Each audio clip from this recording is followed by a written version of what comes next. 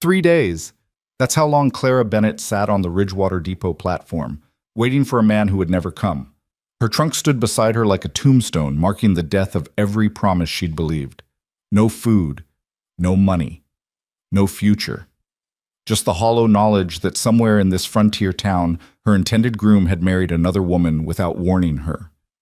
The station master's pitying glances had turned to irritation, then disgust. Respectable women didn't linger alone. Desperate ones did. And Clara Bennett, schoolteacher, optimist, fool, had become something worse than desperate. She'd become invisible. If you're watching from anywhere in the world, drop your city in the comments below. I want to see how far Clara's story travels. And if you believe second chances exist even when hope runs dry, stay with us until the end. Hit that like button and let's begin. The April wind cut through Clara's wool coat like it wasn't there. She'd stopped feeling her toes sometime yesterday afternoon, stopped caring about the stairs around midday today.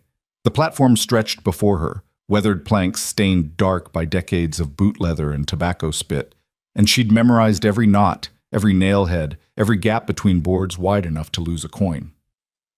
The 347 from Cheyenne rattled in, belching steam and cinders. Clara didn't move.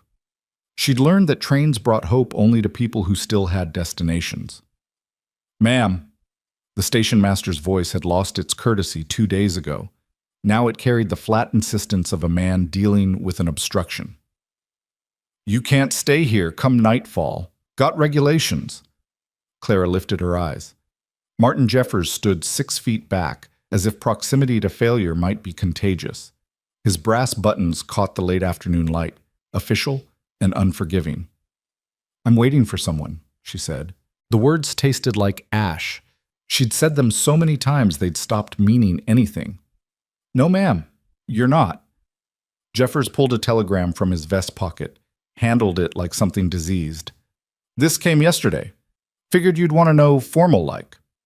The paper trembled between his fingers. Clara stared at it, recognition dawning with the slow, sick certainty of frostbite setting in. Mr. Charles Whitmore married Mrs. Beatrice Holloway 3 weeks past. Judge Carver presided. They're settled in the house he built for— Jeffers cleared his throat. For his intended. The house he built for his intended. Clara almost laughed. Almost. The sound caught somewhere behind her breastbone and died there. "I see." Her voice came out steady. Strange, how calm could feel like drowning. Jeffers shifted his weight, boots scraping. "Look, there's a church. Reverend's wife sometimes takes in women in circumstances. Can't promise nothing, but I understand, thank you. She didn't understand. Didn't understand how Charles could write 6 months of letters, detailed, warm, promising, and then simply stop. Didn't understand how a man could ask a woman to cross 800 miles on faith alone, then marry someone else without a word of warning. Didn't understand how she'd been foolish enough to sell every possession she owned, burn every bridge in Philadelphia, and step onto a westbound train with nothing but a stranger's promises and her grandmother's wedding dress packed in tissue paper. The dress. Clara looked down at her trunk. Inside, wrapped careful and hopeful, white silk she'd never wear. The irony cut deeper than the wind. Jeffers backed away, clearly relieved to be done with unpleasant duty. "Train leaves for Cheyenne at dawn. Mike could get back east if you—" He trailed off. They both knew what her pockets held. A handkerchief, 3 pennies, a ticket stub worth nothing. Clara watched him retreat to the warmth of his office. Through the window, she could see the potbelly stove glowing orange, the coffee pot steaming. Her stomach cramped. She'd eaten the last of her bread yesterday morning. The depot didn't serve women traveling alone, and the hotel required payment in advance. Ridgewater spread before her in the fading light, a scatter of buildings clinging to the rail line like barnacles.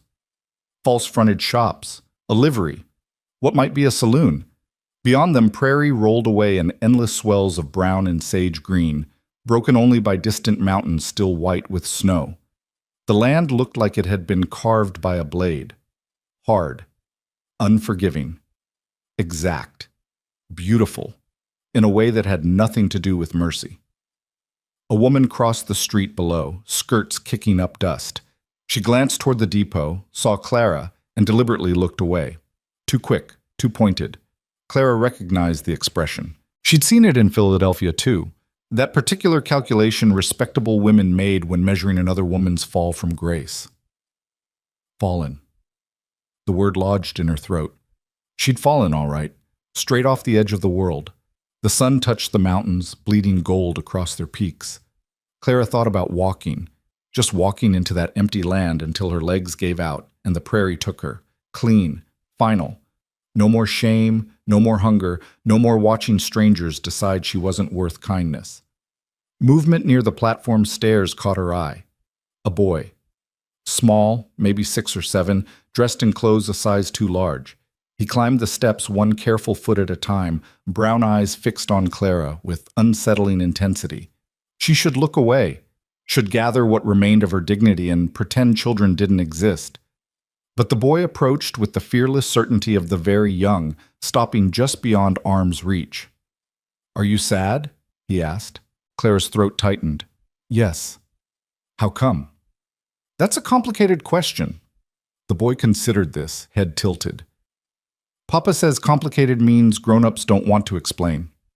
Despite everything, Clara felt her mouth curve, almost a smile. "Your papa sounds wise." "He's sad, too, since Mama went to heaven." The boy said it matter-of-fact, reporting weather. "Mrs. Harrow says I shouldn't talk about it. But Mama was real. Pretending she wasn't don't seem right."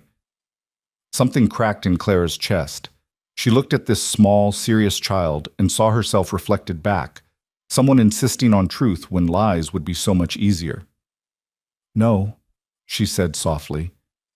"Pretending doesn't seem right." The boy moved closer, studying her trunk. "You waiting for someone?" "I was, but he's not coming." "Did he die too?" "No, he just chose differently." The boy absorbed this, nodding like it made perfect sense. "Papa says choices are important. He says every choice is a seed and you gotta be careful what you plant." Clara felt tears prick her eyes. She blinked hard, refusing them. "Your papa sounds very wise indeed." "Jamie!" A man's voice, sharp with panic. "Jamie, get back here right now!" The boy, Jamie, turned as a figure emerged from the depot's far end, tall, broad-shouldered, moving with the controlled urgency of someone used to crisis. He reached them in 4 long strides, catching Jamie's shoulder. "What did I say about wandering off?" The man's voice carried equal parts fear and frustration. "You can't just—" He stopped, finally seeing Clara. Actually seeing her. His face did something complicated. Recognition without knowing, concern fighting propriety. He was younger than she'd expected from the voice, mid-30s maybe, with sun-weathered skin and eyes the color of winter storms. A working man's hands, scarred and capable. A rancher, she guessed, from the worn leather vest and boots that had seen real labor. "I apologize," he said. "My son shouldn't have bothered you." "He didn't bother me." Clara heard how her voice sounded. Hollow, distant. She tried to strengthen it. "He's a kind boy." Jamie looked up at his father. "She's sad, Papa." The man she was waiting for chose different. The rancher's expression shifted. Clara watched him piece it together. The trunk, the depot, 3 days of waiting everyone in town must have noticed. His jaw tightened. "Jamie, go wait by the wagon." "But now." The boy went, casting one backward glance that held more compassion than Clara could bear. She looked away, fixing her gaze on the mountains, safer than meeting this stranger's eyes. "Ma'am," the rancher's voice had gentled. "You got people in town? Somewhere to stay?" Clara almost laughed. "No." "Any funds?" The question should have humiliated her. Instead, it felt like relief. Someone finally asking the practical things instead of dancing around them. 3 pennies. He swore, soft and inventive. Then, "Sorry, that wasn't... You eaten today?" "Yesterday morning." Another curse, bitten off. Clara risked a glance. He was staring at her trunk like it had personally offended him, working his jaw the way men did when they were wrestling with decisions. "Look," he said finally, "I don't know your situation and I'm not asking. But I got a ranch 3 miles out. Food's hot, work's honest if you want it. Mrs. Harrow runs the house. She's particular, but she's fair. You could rest, get warm, figure out your next step. Clara's instinct screamed warning. Strange man, isolated ranch, woman alone and desperate. Every cautionary tale she'd ever heard, but another voice whispered underneath, "What's he going to take that hasn't already been stolen?" Why? The question came out sharper than she meant. Why would you help me? The rancher met her eyes. His were steady, tired, honest, in a way that made her chest ache. Because my son just spent 5 minutes talking to you, and you didn't once tell him his questions were improper. You didn't shoo him away or treat him like an inconvenience. He glanced toward where Jamie waited by a wagon. And because I know what it's like to stand somewhere and realize the world just changed the rules without telling you. Clara looked at her trunk, at the platform, at the town that had already decided she was someone to pity and avoid, at the mountains bleeding sunset across their faces, indifferent and eternal, at the boy by the wagon, watching with eyes too old for his face. "One meal," she heard herself say. "Then I'll decide." The rancher nodded once, sharp. "Fair enough." He moved past her to lift her trunk, did it easy, like it weighed nothing, and headed for the wagon. Clara stood frozen, her body refusing the decision her mouth had made. Jamie appeared at her elbow. "You coming?" Yes, I suppose I am." He slipped his small hand into hers. The touch broke something loose in Clara's throat. She looked down at this child who'd seen her at her lowest and offered presence instead of judgment. "Thank you," she whispered. Jamie squeezed her fingers. "Papa says everybody needs a hand sometimes. Says it don't make you weak. Just makes you human." Clara let him lead her to the wagon. The rancher had secured her trunk and was checking the horses. A matched pair, well kept. Their coats brushed smooth. Everything about the rig spoke of care, attention, pride without pretension. He handed her up to the bench, movements impersonal and efficient. Jamie scrambled between them, small body radiating warmth. "Grant Mercer," the rancher said, gathering the reins. "That's my name. Figure you should know it." "Clara Bennett." He nodded, clicked to the horses. The wagon rolled forward, platform falling behind. Clara looked back once, saw the depot shrinking, saw the town lights beginning to glow against the coming dark, saw the ghost of herself still sitting there, waiting for a man who would never come. Then Grant turned the team toward open country, and Ridgewater disappeared. The prairie spread before them, vast and darkening. No landmarks, no signposts, just wheel ruts cutting through grass that whispered secrets to the wind. The temperature dropped with the sun, and Clara felt the cold seep through her coat. She wrapped her arms around herself, trying to hold in heat that wasn't there. Jamie pressed against her side. "You cold?" "A little." He pulled a blanket from beneath the seat, rough wool, smelling of horse and hay, and draped it across her lap. The gesture, small and unbidden, made Clara's eyes burn. "Thank you." "You keep saying that," Jamie observed, "because people keep being kind." Grant made a sound that might have been a laugh or a cough. Clara glanced at him. His profile stood sharp against the dimming sky, attention fixed on the road ahead. They rode in silence. Not the strained quiet of strangers forcing politeness, but something easier. Jamie hummed tunelessly, swinging his legs. The horse's hooves beat steady rhythm against packed earth. Somewhere distant, a coyote called, high and lonesome, answered by others in a chorus that raised the hair on Clara's neck. "They won't hurt you," Grant said, not looking over. "Coyotes. They're just talking to each other." "What are they saying?" "Depends who you ask. Jamie thinks they're telling stories." The boy nodded, solemn. "Mama said coyotes remember everything, all the old stories before people came." Grant's hands tightened on the reins, subtle but visible.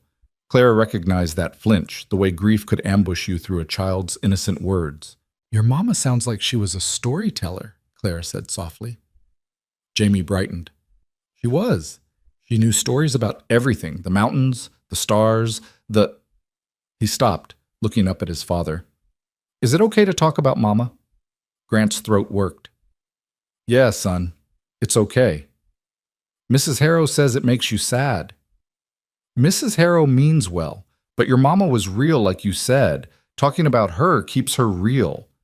Jamie considered this, then leaned back against Clara. Mama would have liked you. She always said the best people are the ones who've been broken and put themselves back together. Clara's breath caught.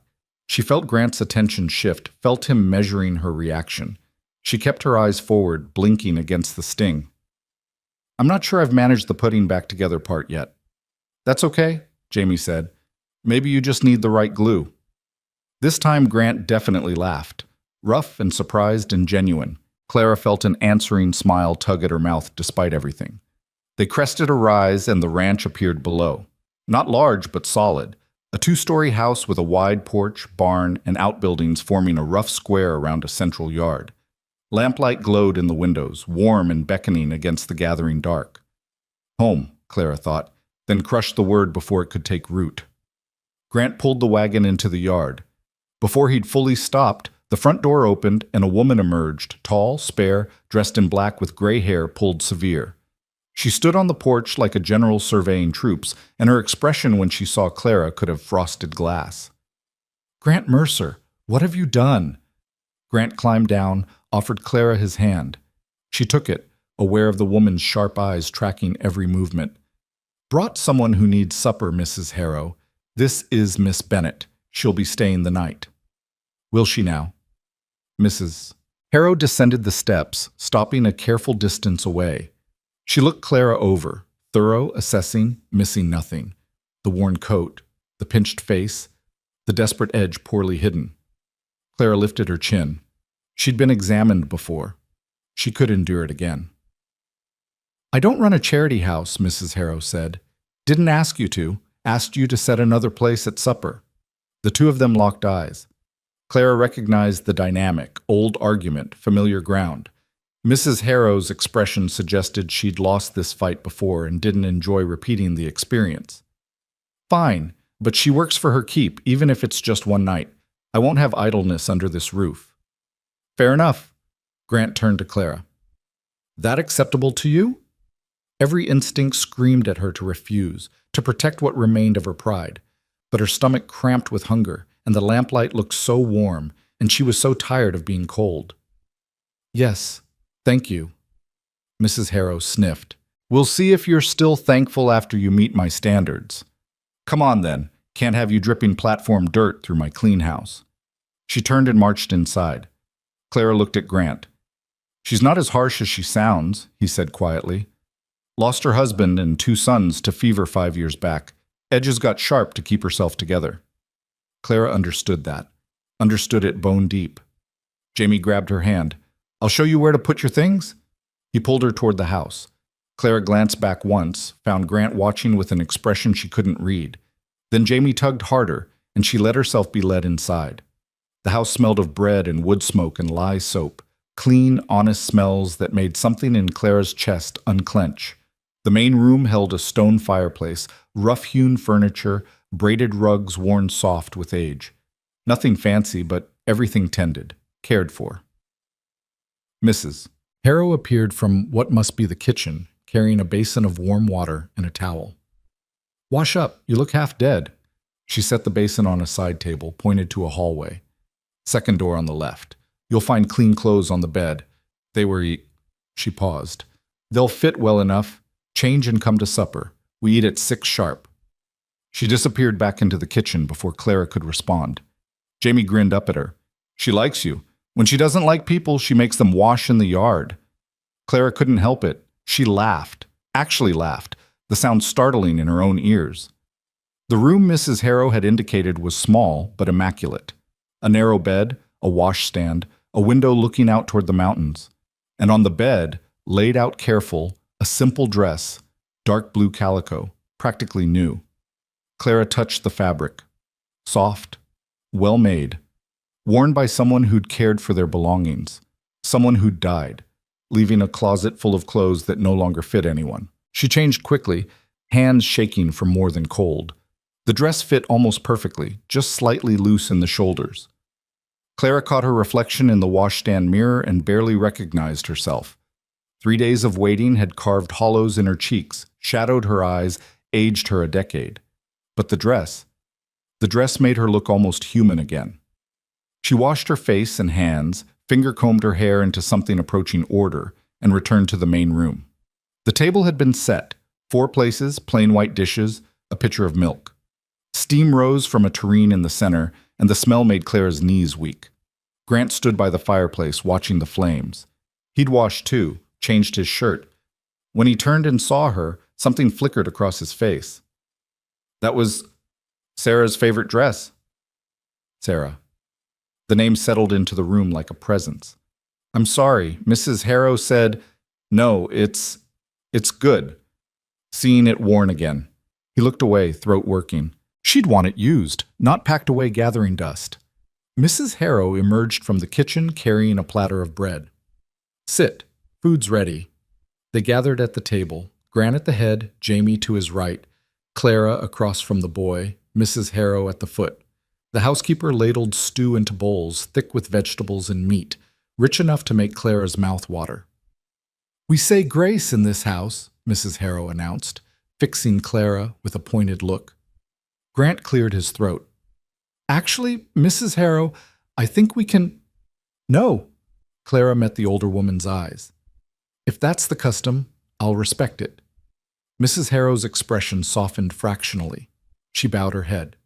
The others followed. Clara did too, listening to the simple, honest words asking blessing on the food and those who shared it. When she looked up, Grant was watching her with that same unreadable expression. Eat, he said quietly, before it gets cold. Clara lifted her spoon. The first bite hit her system like a shock, warmth and salt and substance after days of nothing.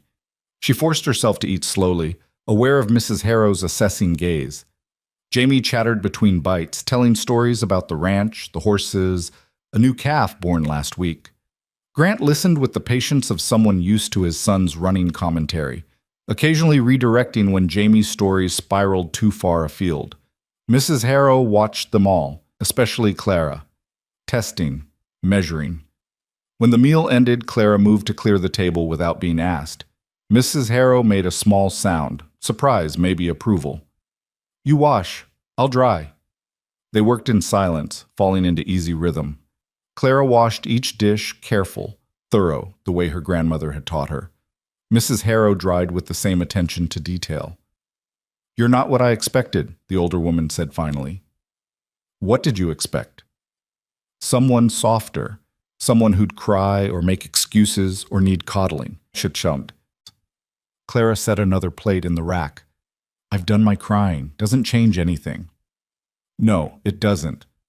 Mrs. Harrow dried the plate, set it in the cupboard with precise care. Grant told me what happened. Man who'd do that to a woman isn't worth the tears. I know, doesn't make it hurt less. No, but knowing helps you survive it. They finished the dishes. Mrs. Harrow hung the towel to dry, turned to face Clara full on. You can stay, not just tonight. Stay until you figure out what's next. But I run this house and I have rules. You work for your keep, you pull your weight, and you don't go breaking hearts around here. Her gaze flicked toward the main room, where Grant's low voice answered one of Jamie's questions. That man's been through enough. Boy, too, they don't need more pain. Clara's throat tightened. I have no intention of hurting anyone. Intention isn't the same as outcome. Just tread careful. This family's held together with spit and string. Don't be the thing that breaks it. Before Clara could respond, Jamie appeared in the doorway. Papa says come look at the stars. They're really bright tonight. Mrs. Harrow shooed them out. Go on, I'll finish here. Clara followed Jamie to the porch. Grant stood at the railing, face tilted toward the sky. Above them, stars blazed, thousands upon thousands, more than Clara had ever seen. The prairie night held no competing light, and the heavens opened vast and diamond scattered. Oh, she breathed. Pretty, right? Jamie pressed against the railing beside his father.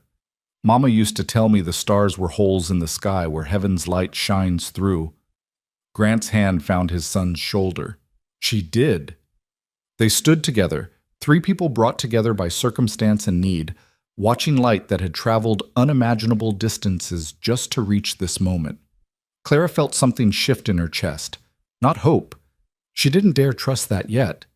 But maybe it's precursor. Maybe the faintest suggestion that the story wasn't over, that the platform didn't mark her ending after all. "Thank you," she said quietly. "For supper. For—" she gestured helplessly. "Everything."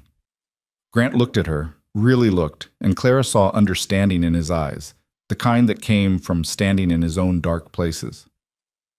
"Sometimes we all need a hand," he said, echoing his son's earlier words. "No shame in that." Jamie yawned, huge and unself-conscious. Grant ruffled his hair. "Bed, buddy. School tomorrow." "But now." The boy sighed dramatically but went, pausing to give Clara an impulsive hug that nearly undid her completely. "Good night, Miss Clara. I'm glad you're here." Then he was gone, thundering up the stairs with a child's boundless energy. Grant watched him go, expression soft. "He's a good boy," Clara said. "He is. Better than I deserve, probably." Grant turned back to the stars. His mother, Sarah, was the best of us. Kind, without being soft, strong, without being hard. She made everything better just by being in it. How long? 2 years. Fever took her in 3 days. One moment she was fine, the next— He stopped, jaw tight. Jamie almost doesn't remember her. That's the part that kills me. He's forgetting. He remembers the stories, the important things. Grant looked at her. "You think so?" "I know so. The way he talks about her, she's alive in him. Different than memory, maybe, but real." Something eased in Grant's shoulders. "Mrs. Harrow thinks I talk about Sarah too much. Says it keeps Jamie from moving forward." "Mrs. Harrow's wrong." Clara said it with quiet certainty. "You can't move forward by pretending the past didn't happen. You move forward by carrying it with you." Grant studied her, and Clara felt the weight of that attention, measuring, considering, seeing things she wasn't sure she wanted seen. "What did he promise you?" he asked finally. "The man who didn't come." Clara's hands tightened on the railing. "Everything. A home. Partnership. A life that made sense." "And what did you promise him?" "The same. And I would have kept it." Her voice cracked. "I sold everything, left everyone, came 800 miles on nothing but faith, and he couldn't even send a telegram."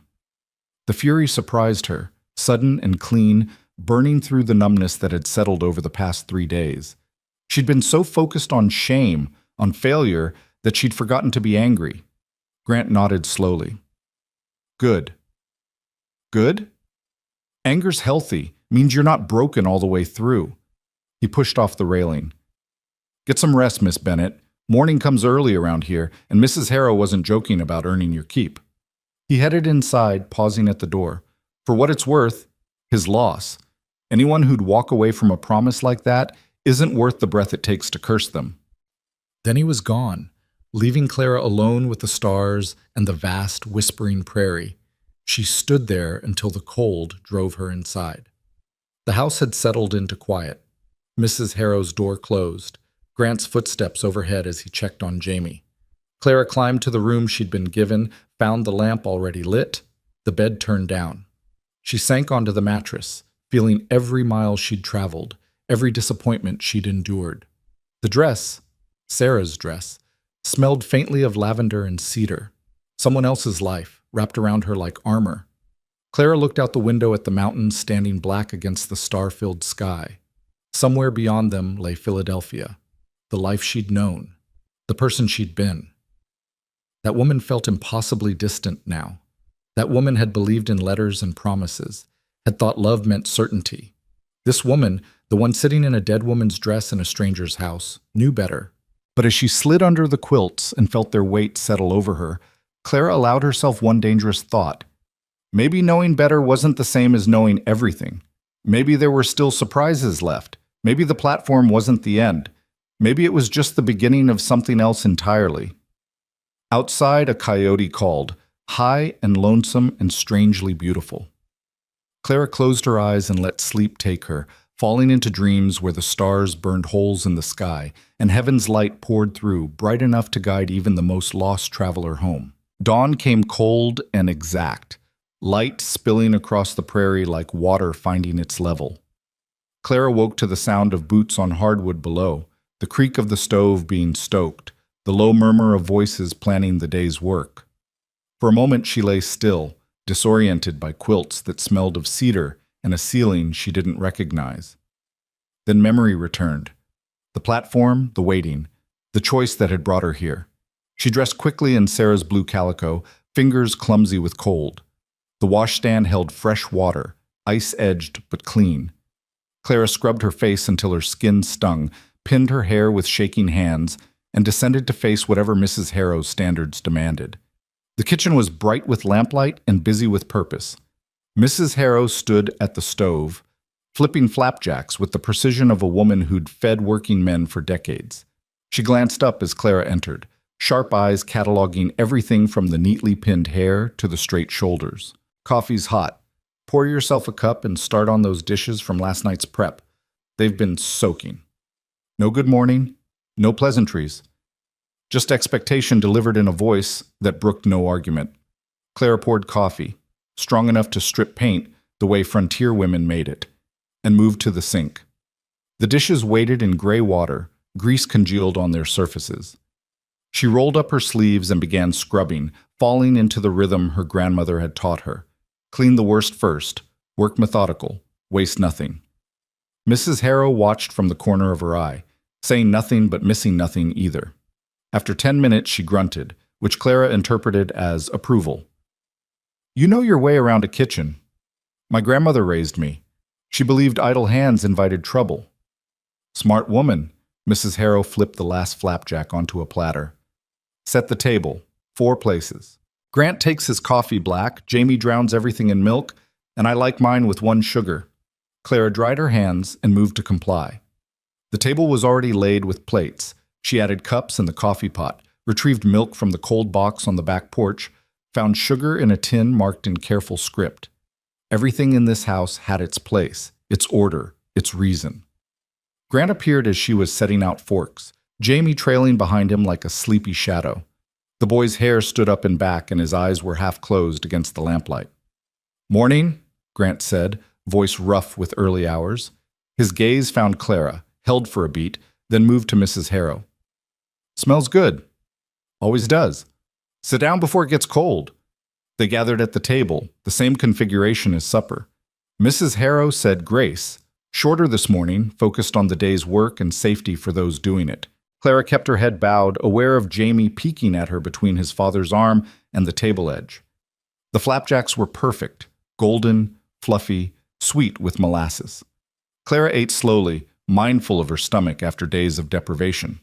Grant and Mrs. Harrow discussed the day in shorthand that spoke of long partnership. The fence line needed checking, the sorrel mare was due to foal. Supplies should be ordered from town before the month turned. Jamie pushed food around his plate, yawning every few seconds. "Eat," Grant said. "Can't go to school on an empty stomach." "Don't want to go to school. We've had this conversation." "But Miss Pritchard doesn't like me." Grant's expression shifted to something Clara recognized. A parent navigating the minefield between validation and discipline. "Miss Pritchard doesn't dislike you. She just has rules. She says I ask too many questions." "That's because you ask too many questions." Jamie's lower lip jutted. "You said questions are how we learn." "They are. But there's a time and place for everything." Clara found herself speaking before she'd decided to. "What kind of questions do you ask?" Jamie's face brightened. "Everything! Like, why does the sky change colors, and where do the geese go in winter, and how do spiders know how to make webs without anyone teaching them?" "Those are good questions." "Miss Pritchard says they're distractions." Grant sighed. "Miss Pritchard has 20 students in a one-room schoolhouse. She's doing her best." "Perhaps," Clara heard herself say, Jamie could write his questions down. Then, after school, someone could help him find answers. That way he learns to be patient with his curiosity instead of suppressing it. The table went quiet. Mrs. Harrow's fork paused halfway to her mouth. Grant stared at Clara with an expression she couldn't read. "That's a good idea," Jamie said. "Would you help me? You talk like a teacher." Clara's throat tightened. "I was a teacher.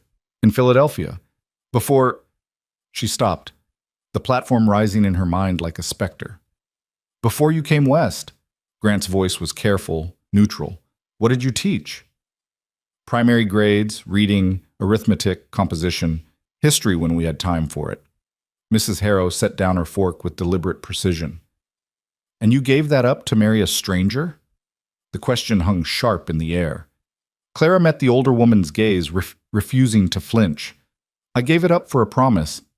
There's a difference. Not much of one, when the promise was a lie. Mrs. Harrow, Grant said quietly. No, she's right. Clara's hands tightened in her lap. I was a fool. I believed letters from a man I'd never met, sold everything I owned, and came west on faith alone. I have no one to blame but myself. That's not, Grant started. It is. Clara stood, began clearing plates with movements too sharp, too controlled. But I'm here now, and I'll work for my keep until I figure out what comes next. That's the agreement. She carried dishes to the sink before anyone could respond, plunging her hands into hot water that stung. Behind her, the kitchen settled back into morning routine. Grant giving Jamie last-minute instructions about school, Mrs. Harrow packing a lunch pail with brutal efficiency, the boys' reluctant footsteps toward the door. Papa, can Miss Clara come to town with us? Maybe she could talk to Miss Pritchard about the questions. Jamie, Miss Clara has work to do here. But enough. Get your coat. The front door opened and closed. Clara heard the wagon rattle away, wheels crunching gravel, Jamie's voice fading into morning distance.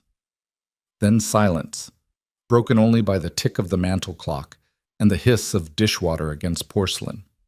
Mrs. Harrow appeared at her elbow, dish towel in hand. You didn't have to say that about being a fool. It's true, isn't it?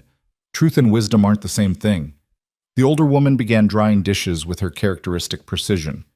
You made a choice based on information you had. The information was false. That makes him a liar, not you a fool. Clara's hands stilled in the water.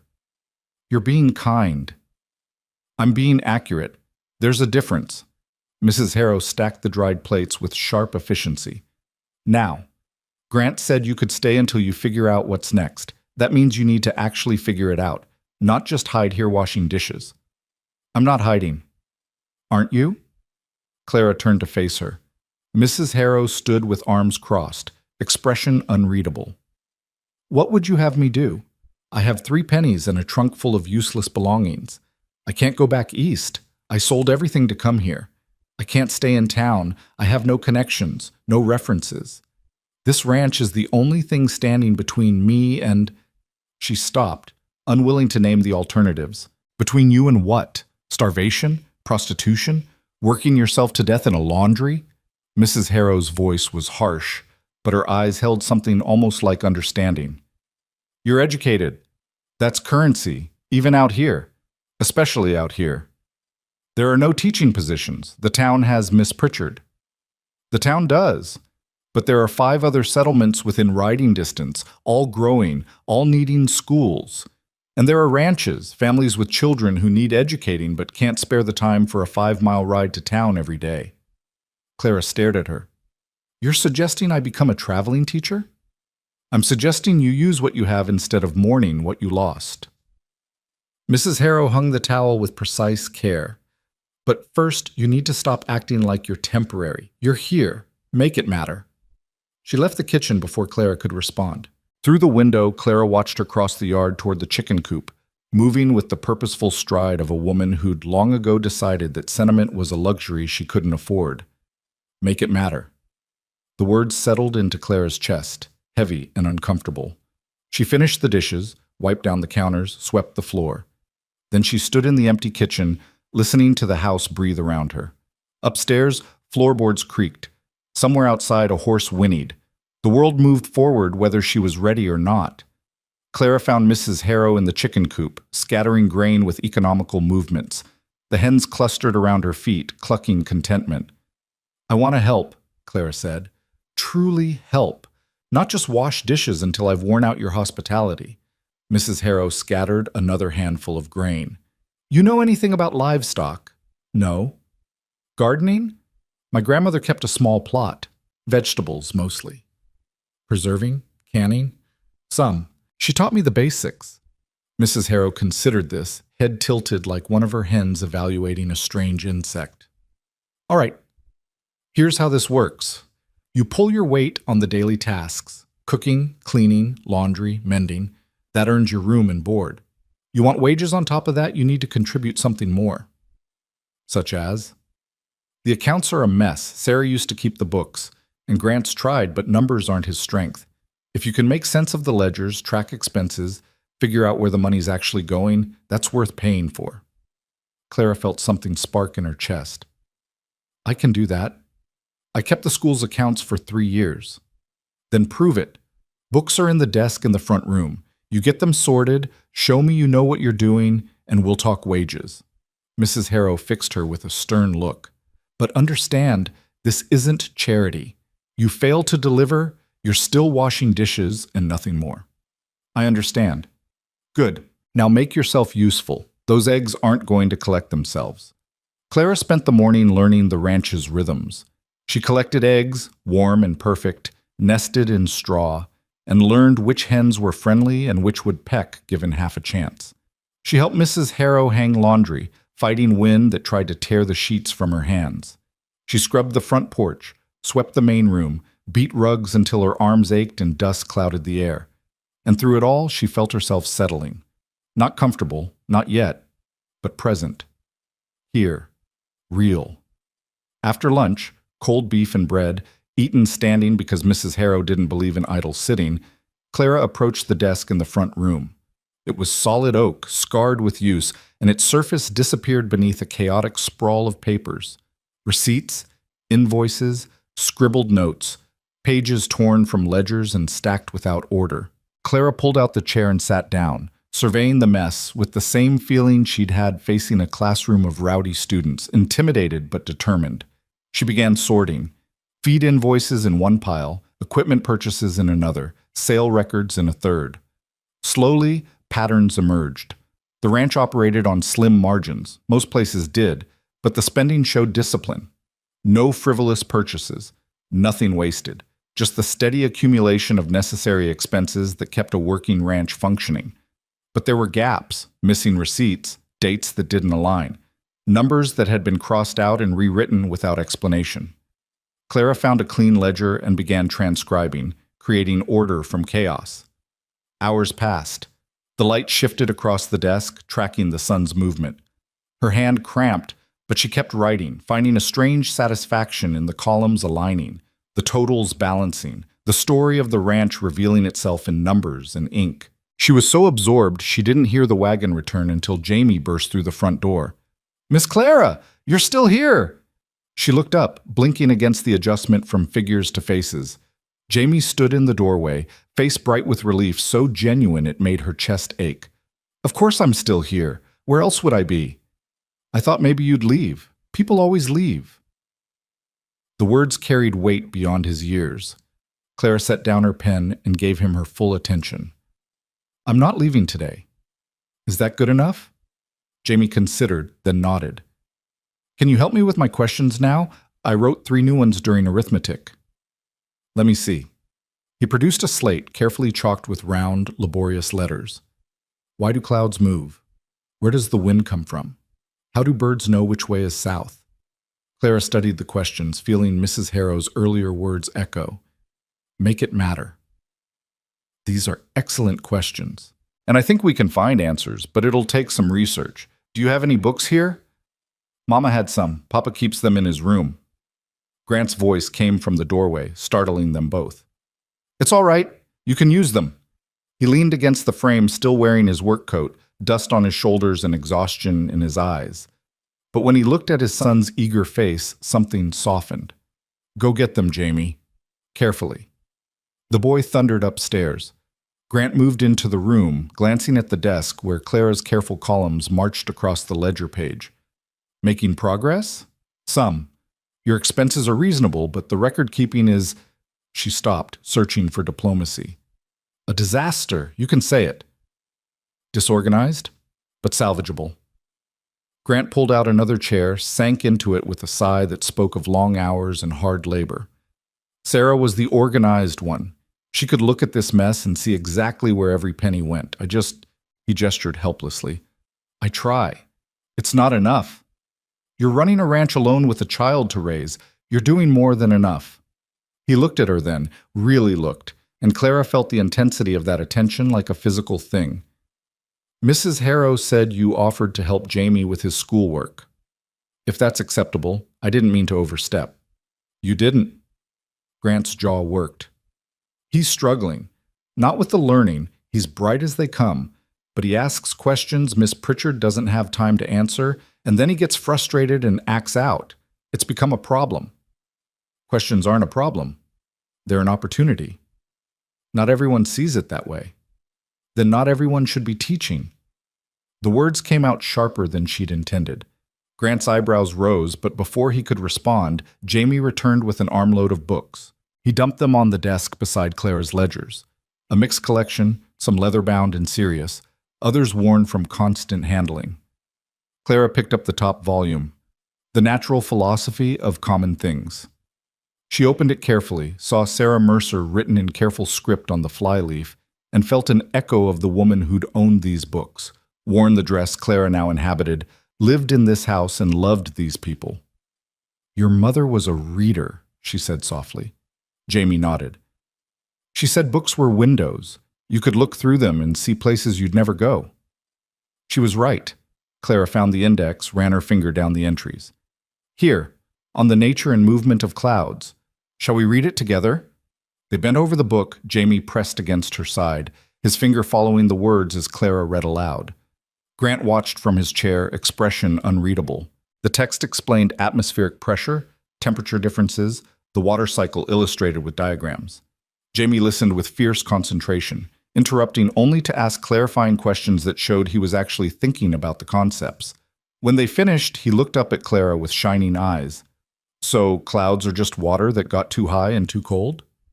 Essentially, yes. That's amazing. It's like the sky is breathing. Clara smiled. That's a beautiful way to put it. Jamie grabbed his slate. Can we do the wind one next? Tomorrow. It's getting dark, and I'm sure your father wants you to wash up for supper. The boy sighed but went, calling out questions about convection currents as he climbed the stairs. Grant stood slowly, moving like a man whose body had been tested past endurance. Thank you, he said quietly. He hasn't been that excited about learning in months. He's a bright child. He just needs someone to take his curiosity seriously. Miss Pritchard says he's disruptive. Miss Pritchard has 20 students and limited resources. That doesn't make Jamie disruptive. It makes the situation inadequate. Grant studied her, and Clara had the uncomfortable sensation of being measured against some internal standard. You miss it. Teaching. It wasn't a question, but Clara answered anyway. Yes, I thought I'd given it up for something better. A partnership, a home. Turned out I just gave it up. You could teach again. Mrs. Harrow mentioned the settlements. Mrs. Harrow has strong opinions about most things. She's usually right, though. Annoyingly. Grant moved toward the door, paused. Think about it. There are families out here desperate for someone to educate their children. Someone like you could make a real difference. He left before she could respond. Clara sat in the gathering dark, surrounded by ledgers and books, feeling the weight of possibilities she hadn't allowed herself to consider. Make it matter, Mrs. Harrow had said. Maybe it was time to stop mourning the life she'd lost and start building the one that waited. The evening settled into routine that felt both foreign and familiar. Clara helped Mrs. Harrow prepare supper, beef stew that had simmered all day, biscuits golden and steaming. Jamie set the table without being asked, chattering about clouds and atmospheric pressure. Grant washed up at the pump outside, coming in with clean hands and damp hair, looking less exhausted than he had earlier. They ate together, conversation flowing easy. Mrs. Harrow shared gossip from town. The mercantile was raising prices again. The preacher's wife had strong opinions about the new saloon. Someone's daughter was getting married come spring. Grant added details about the fence line, the pregnant mare, the quality of this year's hay crop. Clara listened, absorbing the rhythms of frontier life, the concerns that seemed small but weren't. Out here, a fence line determined whether your cattle strayed. The quality of hay meant the difference between livestock surviving winter or starving. Prices at the mercantile affected whether you could afford the nails that held your barn together. Everything was connected. Everything mattered. After supper, after dishes, after Jamie had been chased to bed with promises that they'd explore Wind tomorrow, Clara returned to the ledgers. The lamp burned low, casting shadows across the columns of numbers. She worked until her eyes blurred, until she'd created a clear picture of the ranch's financial health. It was better than she'd feared. Not prosperous, but stable. Grant was careful, conservative, smart about where he spent. But there were opportunities. Small things that could improve efficiency, reduce costs. She made notes in margins, suggestions she could present once she'd earned the right to give them. "You should sleep." Mrs. Harrow's voice came from the doorway. "Can't do good work on a tired mind." Clara set down her pen. "Almost finished." The older woman moved closer, studying the ledgers over Clara's shoulder. "You've made sense of it." "Mostly. There are still some gaps I'll need to ask Grant about. He'll appreciate that. He worries about money more than he admits." Mrs. Harrow straightened. "You're good at this. The organizing, the teaching, makes a body wonder why you'd give it up for a man you'd never met."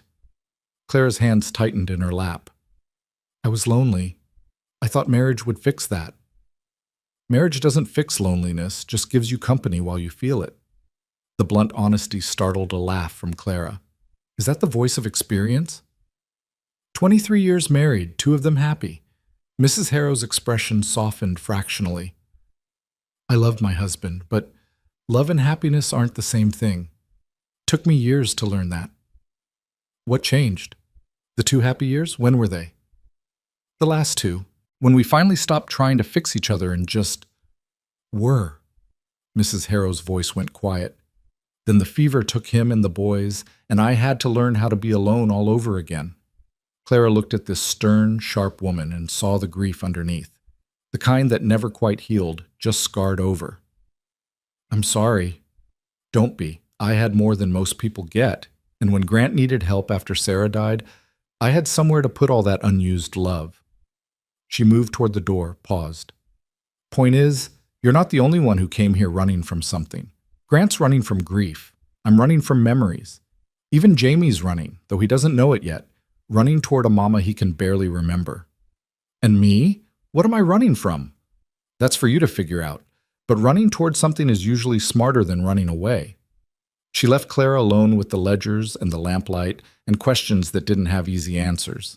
Sleep didn't come easy that night. Clara lay in Sarah's bed, wearing Sarah's nightgown, staring at the ceiling and trying not to think about the life she was borrowing. But her mind wouldn't rest. It circled back to Jamie's questions, Grant's quiet kindness, Mrs. Harrow's harsh wisdom, running toward something. What did she want to run toward? Not another man's promises. She'd learned that lesson.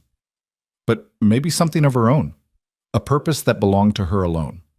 She thought about the settlements Mrs. Harrow had mentioned, families scattered across the prairie, children growing up without education because the nearest school was too far.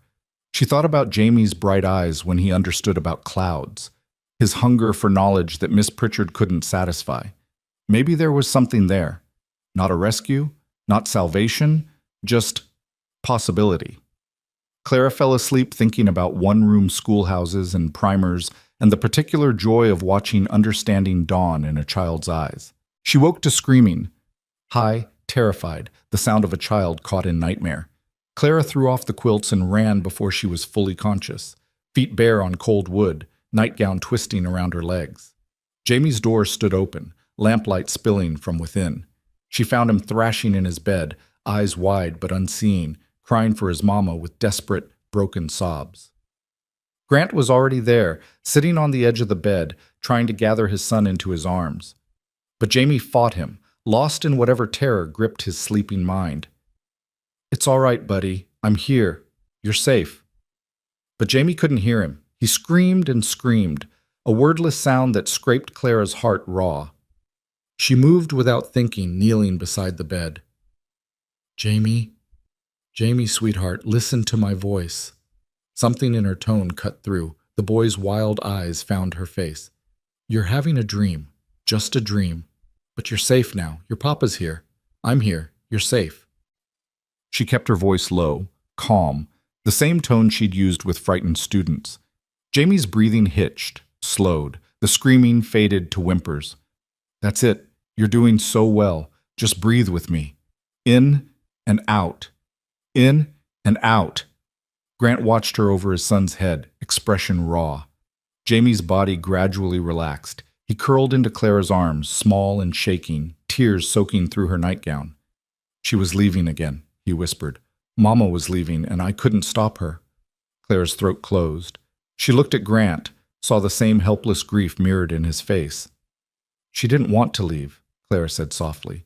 "Sometimes people have to go places they don't choose, but that doesn't mean she wanted to leave you." "How do you know?" "Because I've seen how your papa talks about her. Because I've heard the stories you tell. She loved you so much that even though she's gone, that love is still here. Can you feel it?" Jamie was quiet for a long moment. Then he nodded against her shoulder. "Will you stay?" he whispered. "Just until I fall asleep?" Clara looked at Grant. He nodded, wordless permission. "I'll stay." Grant stood slowly, moving like a man whose bones had turned to lead. He touched his son's head gently, then left, pulling the door halfway closed behind him. Clara settled against the headboard, Jamie curled in her lap. She hummed quietly, an old lullaby her grandmother had sung, and felt the boy's breathing gradually even out, his body growing heavy with sleep. She should move, should return to her own bed. But Jamie's hand fisted in her nightgown, holding tight even in sleep, and she couldn't bring herself to break that trust. So she stayed, watching lamplight paint shadows on the wall, listening to the house settle around them, and wondering how many times Grant had sat exactly here, alone, trying to comfort a child who wanted someone he couldn't bring back. When she finally crept back to her own room, dawn was already lightening the eastern sky. She had maybe an hour before the house woke and the day's work began. But as she slid back under her quilts, Clara realized she wasn't tired. She was awake, truly awake, in a way she hadn't been since climbing off that westbound train. Running toward something, Mrs. Harrow had said. Maybe Clara was finally ready to figure out what that something was. The morning found Clara already in the kitchen when Mrs. Harrow came down, flour dusting her hands and biscuit dough rolled out on the counter. The older woman stopped in the doorway, surprise flickering across her face before the usual stern mask settled back into place. Couldn't sleep? Slept enough. Clara cut circles from the dough with practiced efficiency. Thought I'd make myself useful. Mrs. Harrow moved to the stove, began stoking the fire. They worked in silence for several minutes, falling into the easy rhythm they'd established. Finally, the older woman spoke without looking up. "Grant told me about last night. Jamie's nightmare." Clara's hand stilled on the dough. "He has them often?" 2-3 times a week. Used to be every night, right after Sarah died. Grant would sit with him until dawn, both of them exhausted, but neither one sleeping. Mrs. Harrow's voice went soft. "Last night was the first time Jamie settled that quick. Grant said you knew exactly what to do. I just talked to him, let him know he wasn't alone. That's more than most people manage." Mrs. Harrow filled the coffee pot with sharp, economical movements. "That boy's been looking for a mother since the day Sarah died. You need to be careful." Clara felt the warning like a hand on her shoulder. "I'm not trying to replace her." "Don't matter what you're trying to do. Matters what a lonely child sees." Mrs. Harrow fixed her with a hard look. "Jamie's already attached. I can see it. And when you leave, and you will leave, everyone does, he's the one who'll pay the price." The words hit harder than they should have. Clara returned to cutting biscuits, using the rhythm to steady herself. "What if I don't leave?" "Then you'd be the first." Mrs. Harrow poured water into the coffee pot. "This ranch eats people. The isolation, the work, the endless prairie with nothing but wind and sky. Sarah loved it, but she was born to it. You're a city woman playing at frontier life. Give it a month. You'll be begging for the eastbound train." Clara arranged the biscuits on a baking sheet, sliding them into the oven before turning to face Mrs. Harrow fully. "You're wrong about one thing. I'm not playing. I have nowhere else to go, nothing else to return to. This isn't a temporary stop. It's the only option I have left." Desperation isn't the same as commitment. "No, but it's honest." Clara wiped flour from her hands. "I'm not Sarah." I'll never be Sarah, but I can be useful here, and useful is more than I was 3 days ago sitting on that platform. Something shifted in Mrs. Harrow's expression. Not approval exactly, but recognition. The ledgers. You finished them? Yes. I have questions about some entries, but the overall picture is clear. And?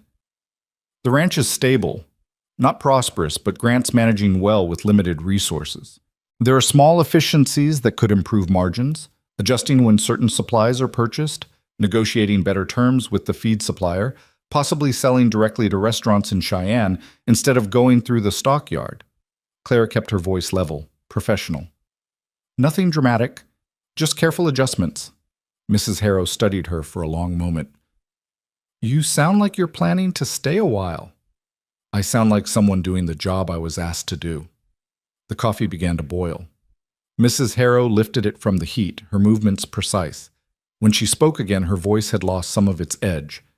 There's a settlement meeting next week, Holders Creek, about 12 miles north. They've been trying to organize a school, but they can't afford a full-time teacher. Been talking about hiring someone to rotate between the ranches, teach children in their own homes. She poured coffee into 2 cups, handed one to Clara. Might be worth attending. If you're serious about staying. Clara wrapped her hands around the cup, feeling its warmth seep into her palms. You're helping me. I'm giving you information. What you do with it is your business. But there was something almost gentle in the way Mrs. Harrow said it, and Clara felt the stirring of what might eventually become trust. Grant came down as they were setting the table, Jamie trailing behind him with sleepy eyes and tousled hair. The boy brightened when he saw Clara, then seemed to remember the night and went shy, hiding partially behind his father's leg. Morning, Grant said, his gaze moving between Clara and Mrs. Harrow like he was trying to read what had passed between them. Biscuits are ready, Clara said, and I believe someone has questions about wind that need answering. Jamie's shyness evaporated. Can we do that after breakfast? If your father doesn't need you for chores. Grant pulled out his chair, settling into it with the careful movements of a man whose body had been worked hard. I need to ride out to the north pasture, check that fence line. Take most of the day. Jamie can stay here if Mrs. Harrow doesn't mind. Course I don't mind. Boy can help with the washing. Jamie made a face but didn't argue. They ate quickly, Grant shoveling food with the single-minded focus of someone fueling for hard labor. He drained his coffee, stood, and reached for his coat. Clara. He stopped at the door. The books. When you have time, I'd like to hear what you found. Tonight, if that suits you. He nodded and was gone, his boots crunching across the yard toward the barn. Through the window, Clara watched him saddle a horse with efficient, practiced movements, swing up into the saddle, and ride north until the prairie swallowed him whole. The morning passed in domestic routine. Clara and Jamie spent an hour with Sarah's books, exploring convection currents and pressure systems, the boy's questions growing more sophisticated as his understanding deepened. Mrs. Harrow set them to washing, Clara scrubbing linens in the big tub, while Jamie hauled water and fed wet clothes through the wringer, his small hands working the crank with determined effort. By midday, they'd hung 2 lines worth of laundry, white sheets snapping in the wind like sails. Claire's back ached, and her hands were raw from lye soap, but there was satisfaction in seeing the tangible results of work. They ate lunch on the back porch, cold chicken and bread, cups of milk still cool from the spring house. Jamie chattered between bites, telling Clara about the ranch's history, his mother's favorite spots, the places his father had taught him to ride. Papa says Mama loved the ridge best, he said, pointing toward a rise in the land to the east. She'd go up there when she needed to think, said you could see forever from the top. Clara followed his gesture, saw the land swell and fall, saw the ridge standing against the sky like a promise. Would you show me sometime? Jamie's face lit up.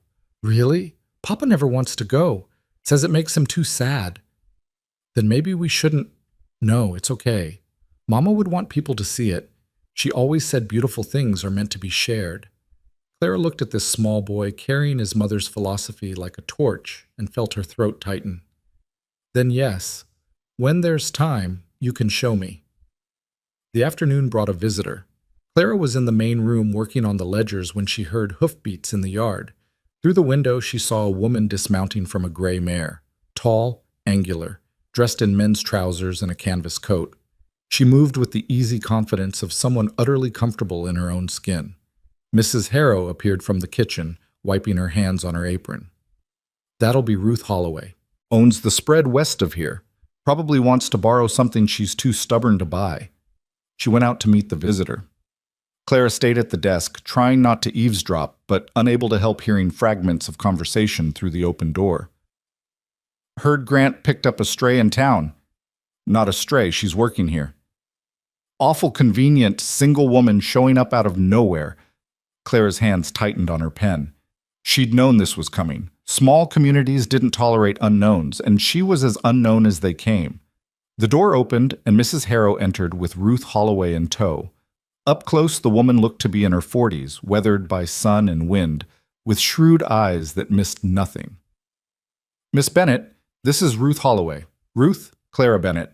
She's helping with the accounts and teaching Jamie. Ruth's gaze swept over Clara, assessing everything from her worn dress to her ink-stained fingers. Heard you got abandoned at the depot. That true? Clara set down her pen deliberately, meeting the woman's eyes. Yes. Man who did that's a fool. The blunt statement caught Clara off guard. Ruth's expression held no pity, just matter-of-fact assessment. I appreciate that. Don't appreciate it. Just stating facts. Ruth moved to the desk, glanced at the ledgers. You know bookkeeping? I do. Any good at it? Mrs. Harrow seems to think so. Ruth grunted. She's a hard woman to impress. That's a point in your favor. She turned to Mrs. Harrow. I came to tell you about the settlement meeting. Holders Creek, week from Saturday. They're voting on the school proposal. Clara knows. I mentioned it this morning. Ruth's eyebrows rose. Did you now? She looked at Clara with new interest. You thinking of teaching? I'm considering options. Good. We need teachers out here more than we need just about anything. Well, except rain. We need rain more, but teachers are a close second. Ruth moved toward the door. I'll be at that meeting. You should come. Let people see you're serious. She left as abruptly as she'd arrived, mounting her mare and riding west without a backward glance. Clara stared after her, trying to process the encounter. Ruth's good people, Mrs. Harrow said. Blunt as a hammer, but honest. If she says you should go to that meeting, you should go. I don't have a horse. You can ride with Grant. He'll be going anyway. He's on the school committee. Clara returned to the ledgers, but her mind kept drifting to the meeting, to the possibility of teaching again. It felt dangerous to hope, but the seed had been planted and she couldn't quite uproot it. Grant returned as the sun touched the horizon, horse lathered and Grant himself covered in dust and dried sweat. He unsaddled in the barn while Mrs. Harrow rang the dinner bell and came to the house moving like every muscle hurt. Jamie met him at the door. Papa, Miss Clara taught me about wind. Did you know hot air rises and that's what makes the wind blow? Grant managed a tired smile. That right? It's called convection, and there are prevailing winds that blow the same direction because of the earth spinning, and, Jamie, let your father wash up before you drown him in science. The boy subsided, but his enthusiasm didn't dim. Over dinner, he recited everything he'd learned, his excitement infectious enough that even Mrs. Harrow cracked a smile. After the meal, after Jamie had been sent reluctantly to bed, Grant and Clara settled at the desk while Mrs. Harrow cleaned the kitchen. Clara walked him through the ledgers, pointing out patterns, suggesting adjustments, asking questions about entries that didn't quite make sense. Grant listened intently, occasionally asking for clarification, his tired eyes gradually sharpening with interest. You're saying if I buy feed in bulk before winter, I'd save nearly 15%? Assuming the price holds and you have storage. But yes, approximately that. He leaned back, running a hand through his hair. Why didn't I see that? Because you're managing everything else. The land, the livestock, Jamie, the house. Numbers aren't your strength. You said so yourself. But they're mine. Grant looked at her then, really looked, and Clara felt the weight of that attention settle over her shoulders. What did you charge for teaching? Back in Philadelphia? $30 a month plus room and board. And bookkeeping? Clara hesitated. I never charged separately. It was part of my school duties. But if you were to charge now, for straightening out this mess, for ongoing account management, for making sure I don't lose money through ignorance, what would that be worth? Her heart began to beat faster. I don't know. I'd have to... $20 a month, on top of room and board. And if you end up teaching at those ranches, whatever you charge for that is yours to keep. Clara stared at him. $20 was more than she'd hoped for, more than seemed reasonable for work she'd already been doing. That's too much. It's not. You've already saved me money I didn't know I was losing, and you're teaching Jamie more in 3 days than he's learned in 3 months at school. Grant's voice went quiet. I can afford to pay you fairly, Clara. Let me. The use of her first name sent a small shock through her system. He'd been so careful to maintain formality, to keep proper distance. This felt like a line being crossed. All right, $20 a month. He stood, offered his hand. Clara stood as well, placing her hand in his. His grip was warm, calloused, solid. Then we have an agreement. They shook, the gesture formal but charged with something Clara couldn't quite name. Grant released her hand but didn't step back, and for a moment they stood close enough that she could see the gold flecks in his gray eyes, the lines that bracketed his mouth, the faint scar on his jaw. Thank you, he said softly. For last night, with Jamie. He told me you stayed until he fell asleep. It was nothing. It wasn't. He hasn't settled that fast since Sarah died. Whatever you did, it mattered to him. Claire's throat tightened. He's a good boy. He just needed to know he wasn't alone. We all need that sometimes. The words hung between them, weighted with meaning Clara wasn't sure she understood. Grant seemed to realize how close they were standing, stepped back, cleared his throat. Ruth Holloway came by earlier. Mrs. Harrow mentioned you might be interested in the settlement meeting. She suggested it might be worthwhile. It would be. Those families are desperate for education, and they're willing to pay. Not much individually, but collectively it could be steady income. If you're interested, I can take you. Meetings Saturday week. I'd appreciate that. Grant nodded, moved toward the stairs. Good night, then. And Clara. He paused, looking back. I'm glad you're here. I know the circumstances that brought you weren't what you'd hoped for, but I'm still glad. He climbed the stairs before she could respond, leaving Clara alone with the ledgers and the lamp and a feeling she didn't dare name. The week that followed established a rhythm that began to feel almost normal. Clara rose early, helped Mrs. Harrow with breakfast and morning chores, spent her afternoons on the books or teaching Jamie. The boy's nightmares continued, but each time Clara was there, sitting in the dark, talking him through the fear until he could sleep again. Grant watched these interactions with an expression Clara couldn't quite read. Not disapproving, but not entirely comfortable either. Like he wasn't sure whether to be grateful or worried. Mrs. Harrow's warnings echoed in Clara's mind. The boy was getting attached, so was she, if she was honest. Jamie's questions, his bright curiosity, his absolute trust, it filled something in her she hadn't realized was empty. But she was careful not to overstep. She wasn't his mother, would never be his mother. She was just someone who happened to be here, helping where she could. Friday afternoon, Jamie asked the question she'd been half expecting. Miss Clara, will you come to Mama's Ridge with me? You said you would. They were in the barn, Clara helping him feed the chickens while Grant worked in the far paddock. The boy looked up at her with such hope that refusing felt impossible. If your father says it's all right. He will. He lets me go all the time.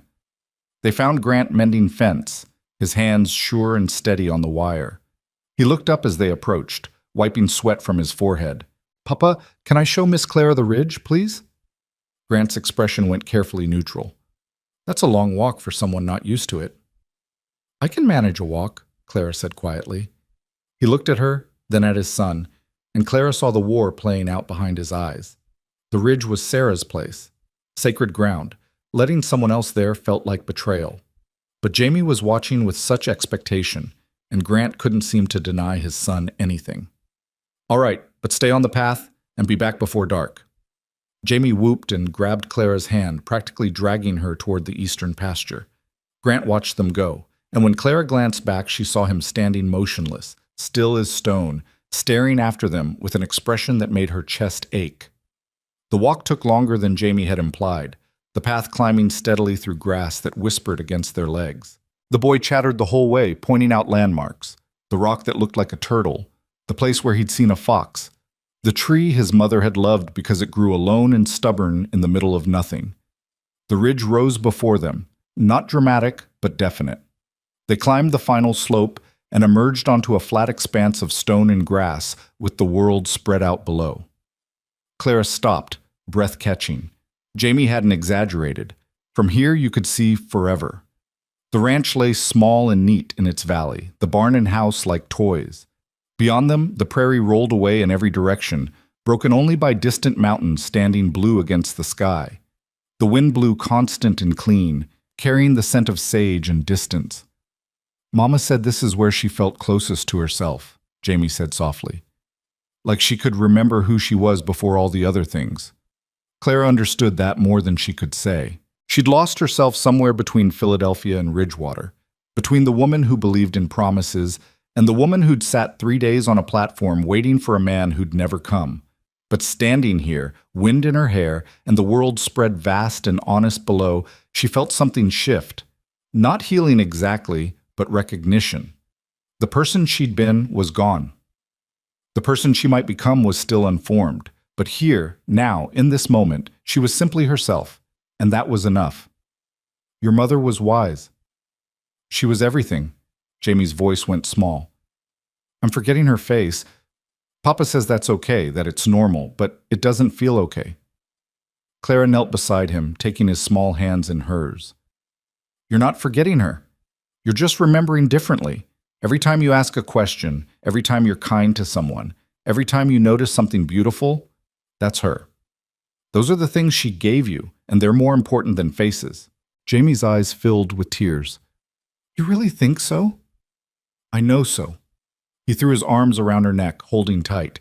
Clara wrapped him close, this motherless boy who'd somehow found his way into her guarded heart, and let him cry against her shoulder while the wind sang around them and the prairie kept its endless watch.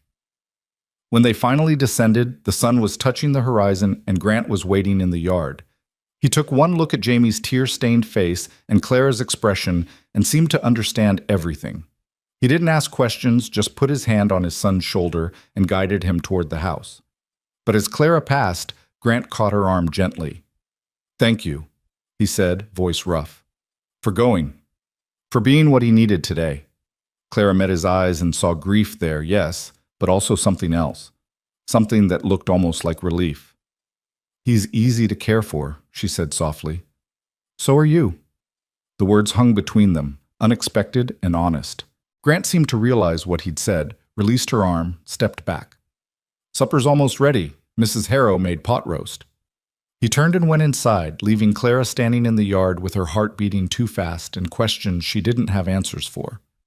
That night, after Jamie had gone to bed and Mrs. Harrow had retreated to her room, Clara found Grant on the porch. He stood at the railing, staring out at the dark prairie, and didn't turn when she joined him. The settlement meeting, he said after a long silence. You should know what you're walking into. These are frontier families, hardscrabble, suspicious of outsiders, and they're not going to make this easy. I didn't expect easy. They'll ask questions, personal questions.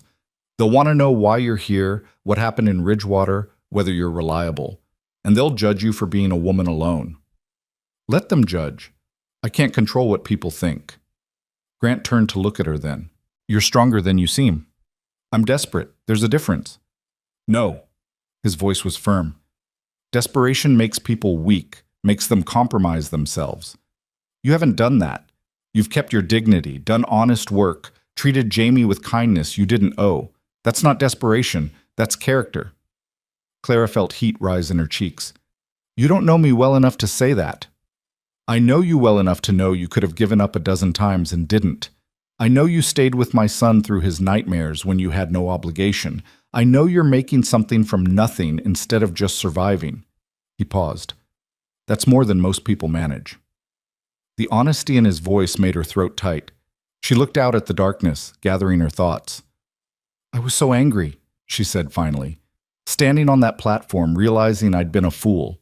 I wanted to disappear, to just stop existing. It felt easier than facing what came next. What changed? Jamie asked if I was his new mama. Clara's voice caught.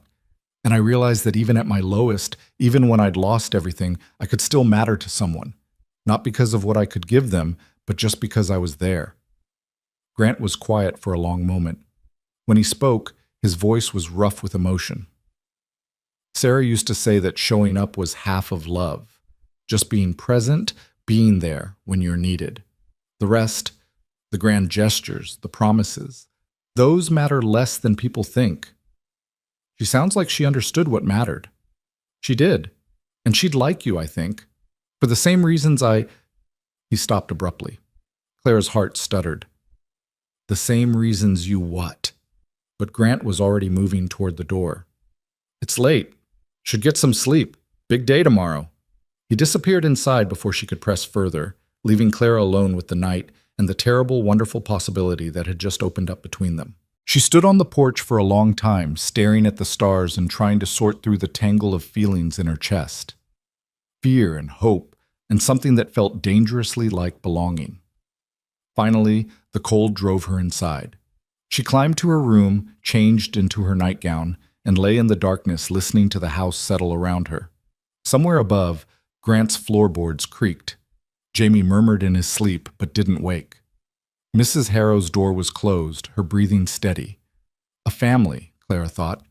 Not hers. Not yet. Maybe never. But a family nonetheless, and she was part of it in ways she didn't quite understand. Tomorrow they'd go to the settlement meeting. Tomorrow she'd face judgment and questions and all the complications of making a life from the wreckage of her plans. But tonight, in this house on the prairie, with the wind singing outside and people she was beginning to love sleeping nearby, Clara allowed herself something she hadn't dared since leaving Philadelphia. She allowed herself hope. Saturday arrived with cloudless skies and a wind that carried the promise of coming winter. Clara woke early, nerves singing under her skin like plucked wire. She dressed in the best she had, Sarah's dark blue calico, freshly pressed, her hair pinned severe and neat. In the mirror, she looked almost respectable, almost like someone a community might trust with their children. Almost. Mrs. Harrow was already in the kitchen, packing a basket with bread and preserves. She glanced up as Clara entered, her sharp eyes taking in every detail. You'll do. Don't fidget, don't apologize, and don't let them see you're nervous. Frontier folks respect backbone more than polish. What if they ask about Ridgewater? Then you tell the truth. Man made you a promise, broke it, and you're building something better from what's left. Anyone who judges you for that isn't worth your time anyway. Clara poured coffee with hands that wanted to shake. You make it sound simple. It is simple. Doesn't mean it's easy. Mrs. Harrow tied a cloth over the basket. These people need a teacher. You need work. The rest is just noise. Grant came down with Jamie, both of them dressed for town. The boy wore his Sunday clothes, too small in the sleeves but clean and carefully mended. He bounced with excitement, oblivious to Clara's tension. Are we really going to Holders Creek? Papa said there might be other children there. If you're very good and very quiet during the grown-up talk, Grant said, ruffling his son's hair. He looked at Clara, and something passed between them, understanding maybe or just shared awareness of what this day meant. Ready? Clara nodded, not trusting her voice. The wagon ride took nearly 2 hours, following rutted tracks that wound through prairie, slowly giving way to winter brown. Jamie chattered for the first hour, then dozed against Clara's side, warm and trusting. Grant drove in silence, his attention on the road but his thoughts clearly elsewhere. They're not bad people, he said finally. The Holders Creek families, suspicious of strangers, set in their ways, but fair if you give them reason to be. And if I don't, then you come home and we figure out something else. Home. The words settled into Clara's chest, both comfort and danger. She'd been at the ranch less than 2 weeks. Too soon to call it home. Too late to pretend it wasn't. Holders Creek wasn't much, a collection of buildings clustered where a creek cut through the land, creating a natural gathering point. The settlement hall was the largest structure, rough timber and a stone chimney, with wagons and horses already crowding the yard. Grant pulled up alongside Ruth Holloway's gray mare. The tall woman emerged from the hall, saw them, and strode over with her characteristic directness. You came. Good. She looked at Clara. Fair warning, Ezra Tompkins is going to give you grief. He thinks women have no business teaching anything but sewing and scripture. Don't let him rattle you. I'll keep that in mind.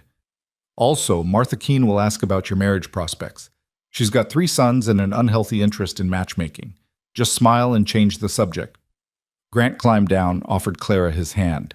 She took it, acutely aware of Ruth watching with calculating eyes. Inside, the hall was crowded and warm, smelling of wood smoke and wet wool.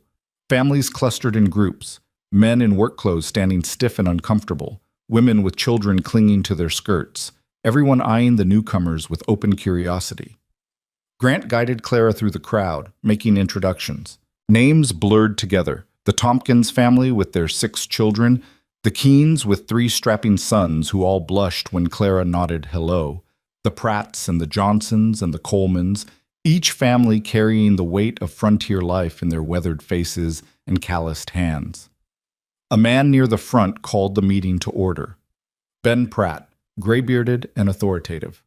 The crowd settled into rough rows of chairs and benches, children shushed into reluctant silence. First order of business, Pratt said. The school proposal. We've talked this matter near to death, but we need a final vote. Ezra, you want to state your objections one more time? A thick-set man with a face like weathered granite stood up.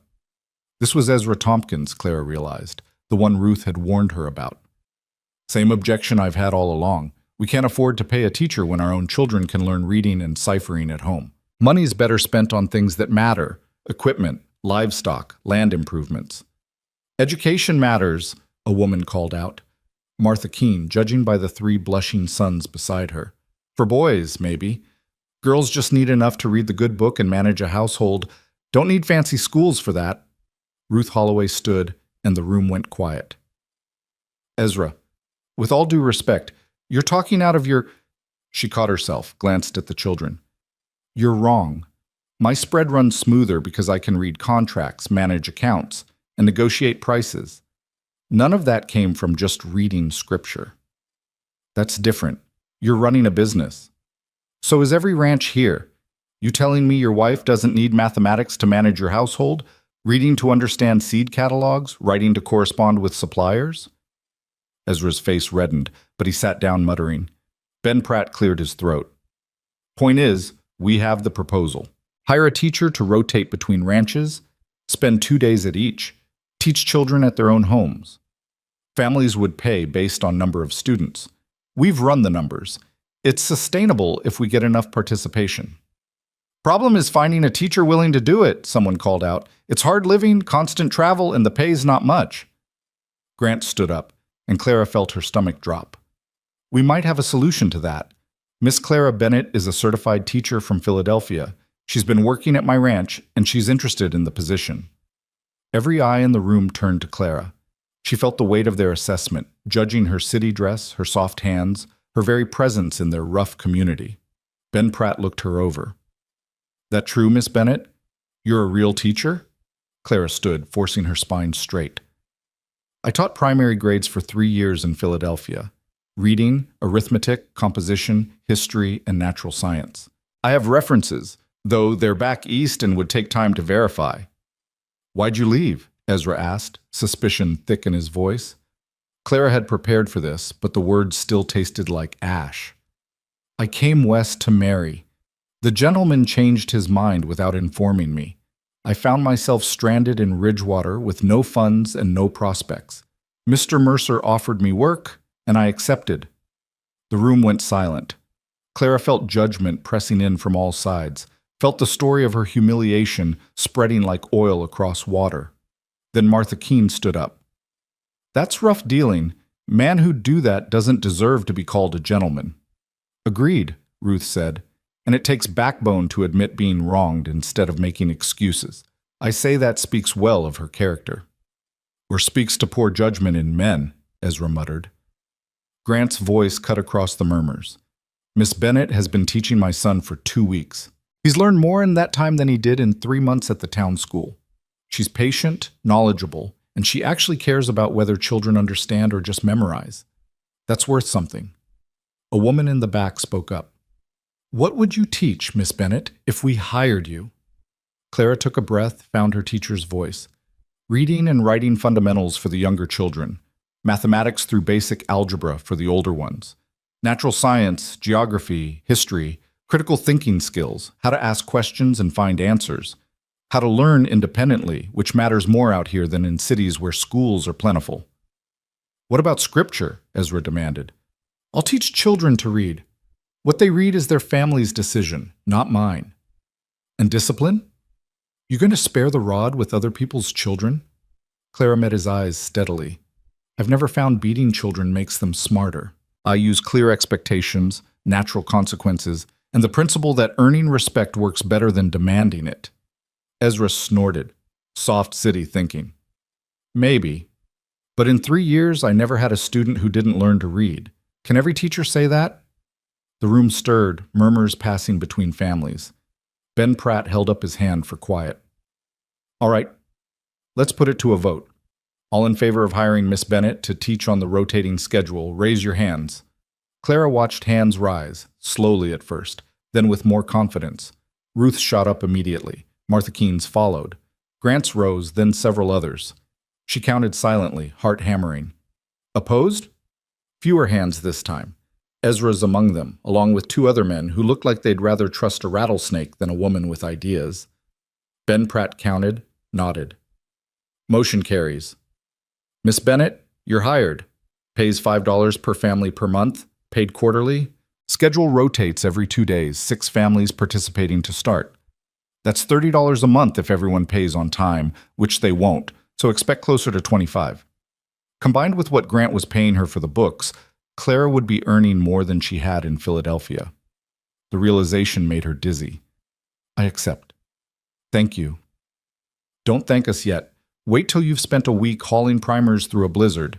Now, next order of business. The meeting continued, but Clara barely heard it. She was employed. Legitimately, respectably employed. Not just surviving on Grant's charity, but earning her own way. Families approached afterward, some friendly, some reserving judgment. Martha Keene insisted Clara come for supper the following week to meet her boys properly. Such nice boys, and poor Thomas is just your age, and he's been so lonely since his wife passed, until Ruth rescued her with a pointed comment about matchmaking being a full-time occupation. Jamie had found other children and was playing some complicated game involving running and shouting. Grant stood talking with Ben Pratt, but his eyes tracked Clara across the room, checking on her with the same attention he gave his livestock. As families began loading wagons for the journey home, a woman approached Clara hesitantly. Young, maybe 20, with a baby on her hip and 2 small children clutching her skirt. Miss Bennett? I'm Sarah Johnson. My husband John and we've got the spread furthest out. 12 miles past the Tompkins place. I remember. You voted in favor. Sarah's face brightened. Yes, ma'am. We've got 4 children already and another coming. I never learned proper reading, and John, he can cipher some, but not enough to teach. We want better for our babies. I'll do my best for them. Thank you. Sarah's eyes filled with tears.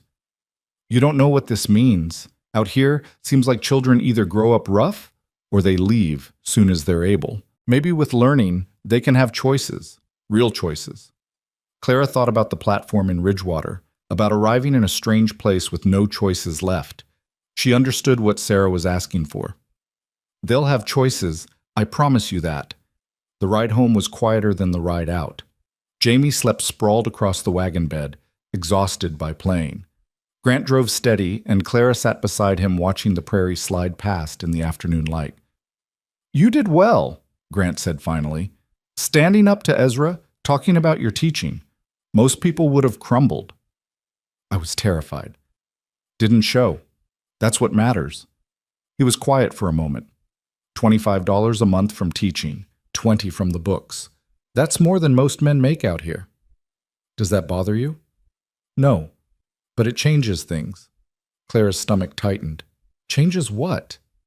You're not dependent on me anymore. You could get your own place if you wanted.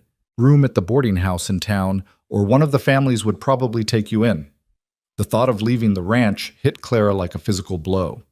She'd been there barely 2 weeks, but the idea of not waking to Mrs. Harrow's sharp commands, not teaching Jamie over breakfast, not seeing Grant's tired smile at the end of long days, it felt wrong. Do you want me to leave? Grant's hands tightened on the reins. No, but I don't want you staying out of obligation either. You've got options now, real ones. And if I choose to stay? He looked at her then, and Clara saw something raw in his expression, hope and fear and something deeper she didn't dare name. Then I'd be grateful. Jamie would be too. And Mrs. Harrow, though she'd never admit it. Just them? Grant's throat worked. Not just them. The words hung between them, weighted with everything they weren't saying.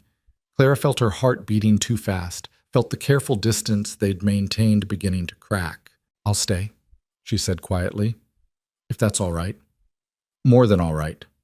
They didn't speak again until the ranch appeared in the valley below, lamplight glowing in the windows where Mrs. Harrow waited. Grant pulled the wagon into the yard, and Jamie woke groggily as they stopped. Are we home?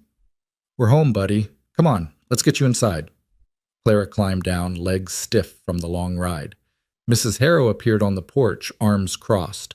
Well, did they hire you or send you packing? Hired. 6 families to start, rotating every 2 days. Something that might have been approval flickered across Mrs. Harrow's face. Good. You'll need warm clothes for traveling. I'll see what can be altered from Sarah's winter things. She disappeared inside before Clara could thank her. Grant was unhitching the horses, moving with the ease of long practice. Clara moved to help, earning a surprised glance. You don't have to... I know, but I want to learn. If I'm staying, I should understand how things work. Grant showed her how to unbuckle the harness, how to lead the horses to the barn, how to brush them down properly. His hands guided hers on the curry comb, patient and sure, and Clara was acutely aware of his warmth behind her, his breath stirring her hair. Like this, he said quietly. Long strokes, following the muscle. They liked the pressure. Clara focused on the horse, on the rhythm of brushing, trying to ignore the way her skin tingled where Grant's hand rested on her shoulder to steady her. When the horses were settled and fed, they walked back to the house through the gathering dusk. Grant stopped at the porch steps, looking up at the sky where the first stars were emerging. I need to tell you something, he said, before this goes any further. Clara's heart stuttered. All right. I loved Sarah. Still love her, probably always will. She was my best friend, my partner, the mother of my son. When she died, I thought that was it. Thought I'd never feel anything for anyone again. Clara waited, afraid to breathe. But these past 2 weeks, watching you with Jamie, seeing how you fit into our lives, I've started feeling things I didn't think I'd feel again. And it scares me, because I don't want to dishonor Sarah's memory, but I also don't want to lie to myself about what's happening. What is happening? Grant turned to face her fully. I'm falling in love with you, or maybe I already have, and I needed you to know that before you decided whether to stay, because it changes the equation, changes what you'd be walking into. Clara felt tears prick her eyes. You think I haven't noticed? You think I don't feel it too? Do you? Yes, and it terrifies me, because the last time I trusted my feelings about a man, I ended up stranded on a platform with nothing. But this feels different. You feel different. Grant stepped closer, close enough that Clara could see the pulse beating in his throat. I'm not making promises I can't keep. I'm not offering you some fantasy of easy happiness. This is hard country, hard living, and I come with a grieving son and more baggage than any man should carry. I come with my own baggage. A failed engagement, no family, no prospects beyond what I can earn.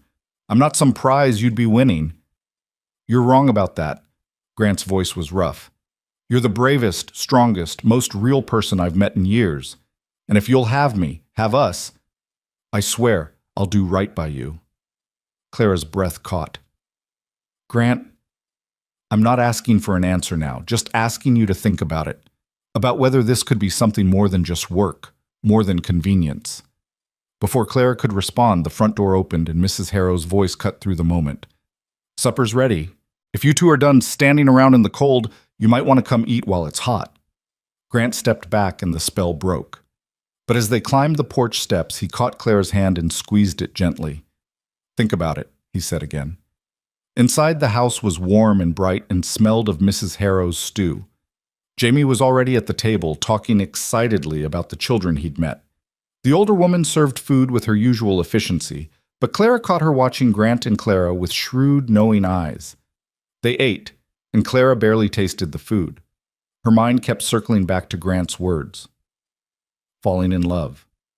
The phrase felt dangerous and precious, like something fragile she might break just by acknowledging it. After supper, after dishes, after Jamie had been tucked in with a promise that they'd start his lessons tomorrow, Clara sat in the main room pretending to read, while her thoughts spun. Grant was in his study going over ranch business and Mrs. Harrow had retired early, leaving Clara alone with lamplight and questions that had no easy answers. She thought about Philadelphia, about the woman she'd been who believed in letters and promises. She thought about Charles Whitmore and the platform and the certainty that her life was over.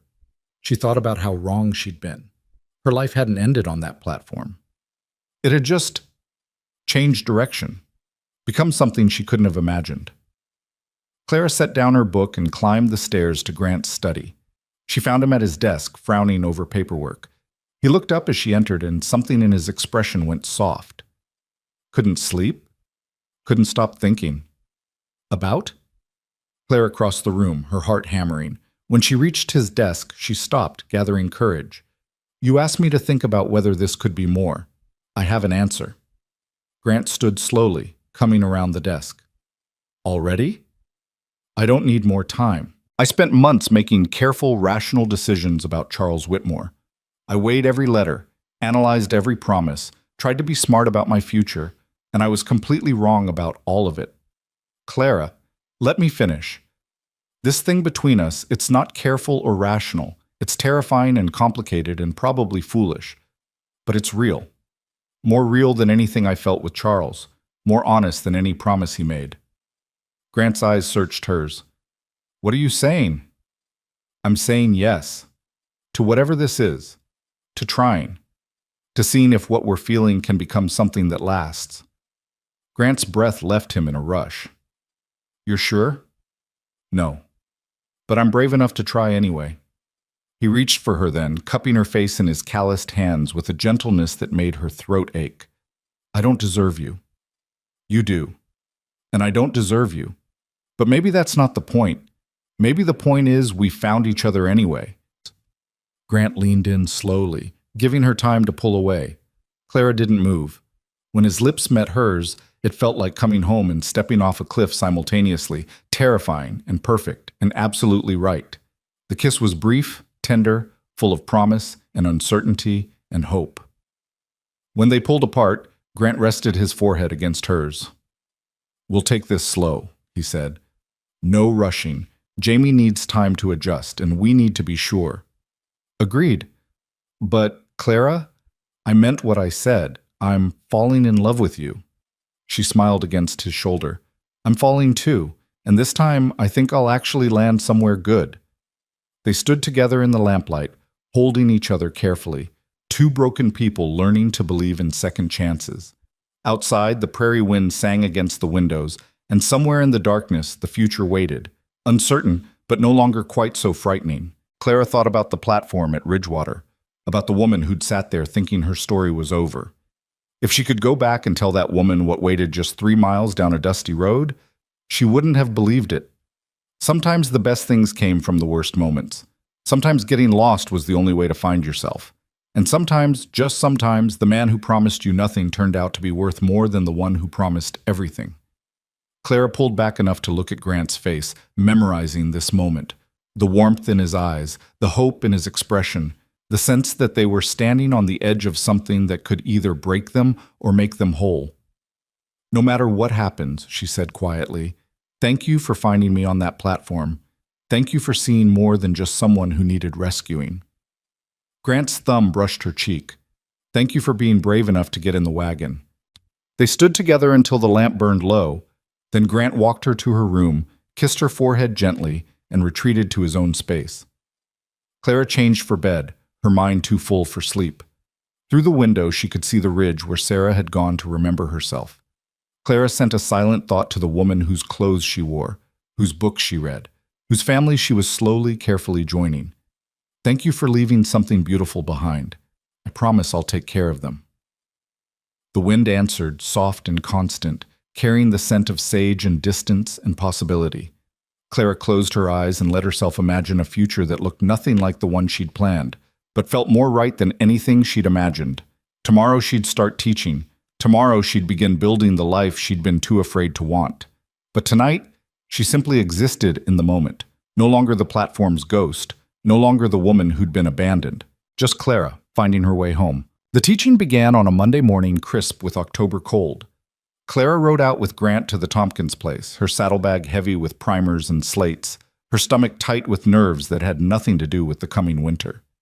Ezra Tompkins met them in the yard, his expression suggesting he'd swallowed something bitter.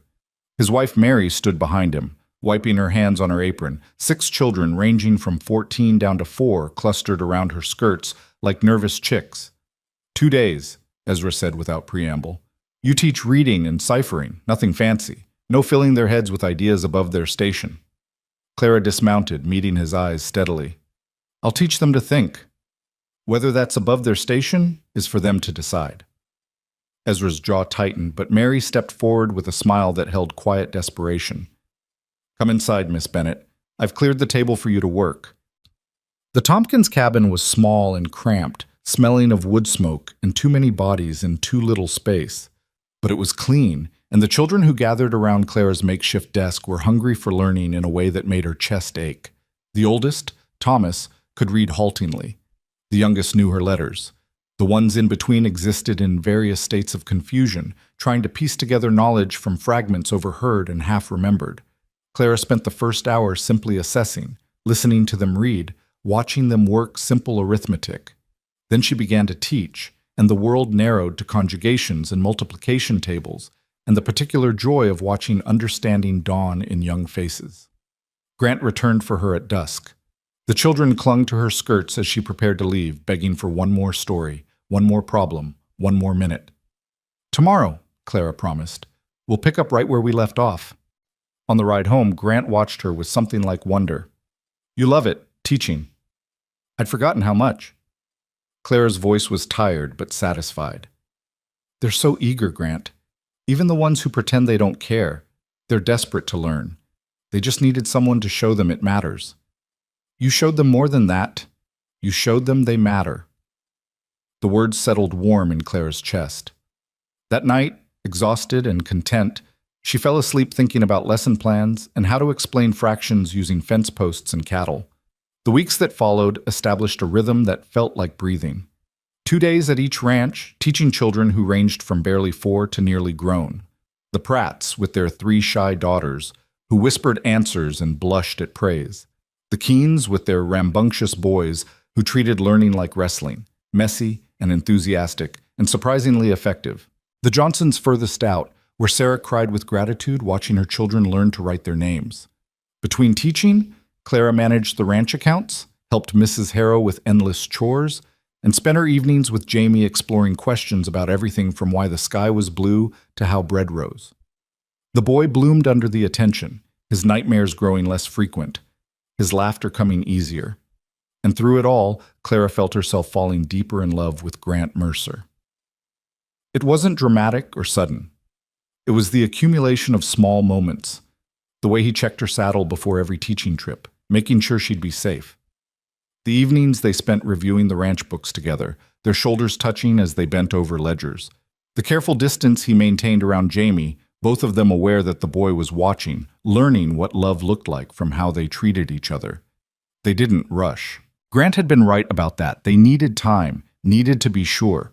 But the wanting grew regardless, building like pressure behind a dam. November brought the first real cold, and with it, a letter. Clara found it waiting when she returned from teaching at the Coleman Ranch, placed carefully on her pillow. Her name in unfamiliar handwriting, a Philadelphia postmark. Her heart stuttered as she opened it, half expecting some ghost from her past to reach out and drag her back. It was from Margaret Chen, her former teaching colleague, and the closest thing she'd had to a friend in Philadelphia. Dear Clara, it began, I heard through mutual acquaintances about your situation in Ridgewater. I'm writing with both concern and opportunity. The Grimshaw Academy is expanding and needs qualified teachers. The position pays $45 monthly with room and board. If you're interested, I can personally recommend you to the headmistress. Please write soon. Philadelphia misses you. I miss you. $45. nearly double what she made now, in a city with culture and society and the familiar comforts of civilization. A year ago, even a month ago, Clara would have leapt at such an offer. Now she stared at the letter, feeling only a strange, distant sadness. She found Grant in the barn, mending tack by lamplight. He looked up as she entered, saw her expression, and set down his work. "What is it?" Clara handed him the letter without speaking. She watched his face as he read, watched comprehension settle into something that looked like resignation. "That's a good offer," he said finally, his voice carefully neutral. "Better than what you're making here." "Yes." "And Philadelphia's where you're from. You'd have friends there. Stability." "Yes." Grant set the letter aside, his hands clenching briefly before he forced them to relax. "I won't ask you to stay. That wouldn't be fair. You've got to make the choice that's right for you." Clara moved closer, close enough to see the lamplight catching gold in his eyes. "And what if what's right for me is here?" His breath caught. "You can't know that. Not for certain." "Can I?" She took the letter from his hand, folded it deliberately, and set it aside. "Philadelphia was my past, Grant. It's where I came from, but it's not where I belong." "Clara, but let me finish. I loved teaching there, loved the work, but I was lonely in a way I didn't understand until I came here. I was surrounded by people and completely alone." She took his hands, feeling the calluses that spoke of hard labor and honest living. "Here, I matter. Not just as a teacher, but as a person. To Jamie, to Mrs. Harrow, to the families I teach. To you." Grant's hands tightened on hers. "You matter more than you know." "Then don't tell me to leave. Don't be noble about giving me choices when what I want is right here." "What do you want?"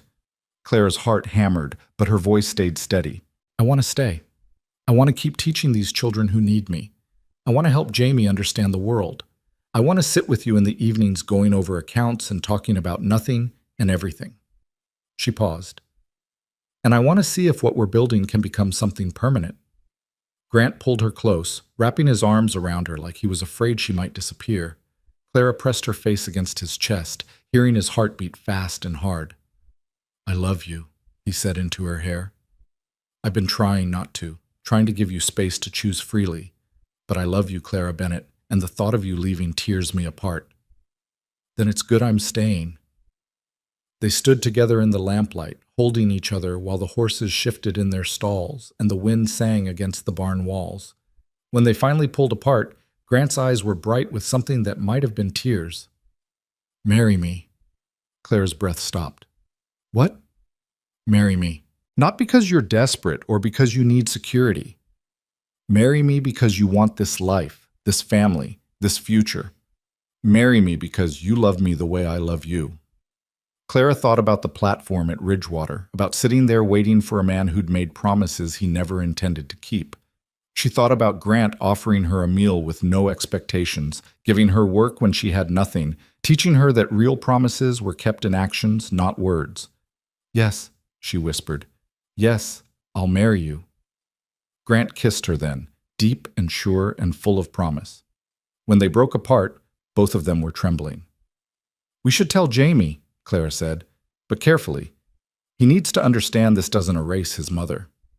"He'll understand. He's already told me he hopes you stay forever." Grant's smile was crooked, vulnerable. "Apparently he asked you weeks ago if you were his new mama." "He did, and I told him I couldn't replace his mother. That's still true. You're not replacing her. You're adding to what we are. Sarah would want that. She'd want Jamie to have someone who loves him the way you do." They walked back to the house hand in hand. Inside, Mrs. Harrow took one look at their faces and set down her knitting. "About time," she said. "I was beginning to think you two would dance around it until spring." Jamie looked up from the book he'd been struggling through. "Dance around what?" Grant knelt beside his son, and Clara knelt too, both of them at the boy's level. "Jamie, you know Miss Clara's been living here for a while now, teaching you, helping with the ranch. I like when she's here. She makes things better." "That's good. Because I've asked her to stay forever, to marry me and become part of our family." Jamie's eyes went wide. He looked at Clara, then back at his father, processing with the careful deliberation of a child who'd learned that adults sometimes left. Forever? You promise? I promise, Clara said softly. I'm not going anywhere. But what about Mama? You're not going to make us forget her, are you? Clara's throat tightened. She reached for Jamie's hand. Never. Your mama will always be your mama. I'm just someone else who loves you. Is that all right? Jamie was quiet for a long moment. Then he launched himself at Clara, wrapping thin arms around her neck with desperate strength. Can I call you Mama Clara, so I can have both? Clara looked at Grant over Jamie's head and saw tears tracking down his face. She held the boy close, feeling her own tears fall. Yes, sweetheart. You can call me Mama Clara. Mrs. Harrow wiped at her eyes with the corner of her apron. Well, suppose we should start planning a wedding. Though, if you're expecting anything fancy, you've come to the wrong territory. Grant laughed, rough and relieved. We don't need fancy, just honest. The wedding was planned for the first Saturday in December, giving families time to finish harvest and prepare for winter's full arrival. Word spread through the community with the speed of prairie fire, and with it came an outpouring of support that surprised Clara. Martha Keene insisted on making the wedding dress, appearing at the ranch with bolts of cream-colored silk she'd been saving for something special. Ruth Holloway volunteered her house for the reception, claiming it was the only place large enough to hold everyone who'd want to celebrate. Even Ezra Tompkins, grudging and gruff, showed up one evening with a hand-carved blanket chest.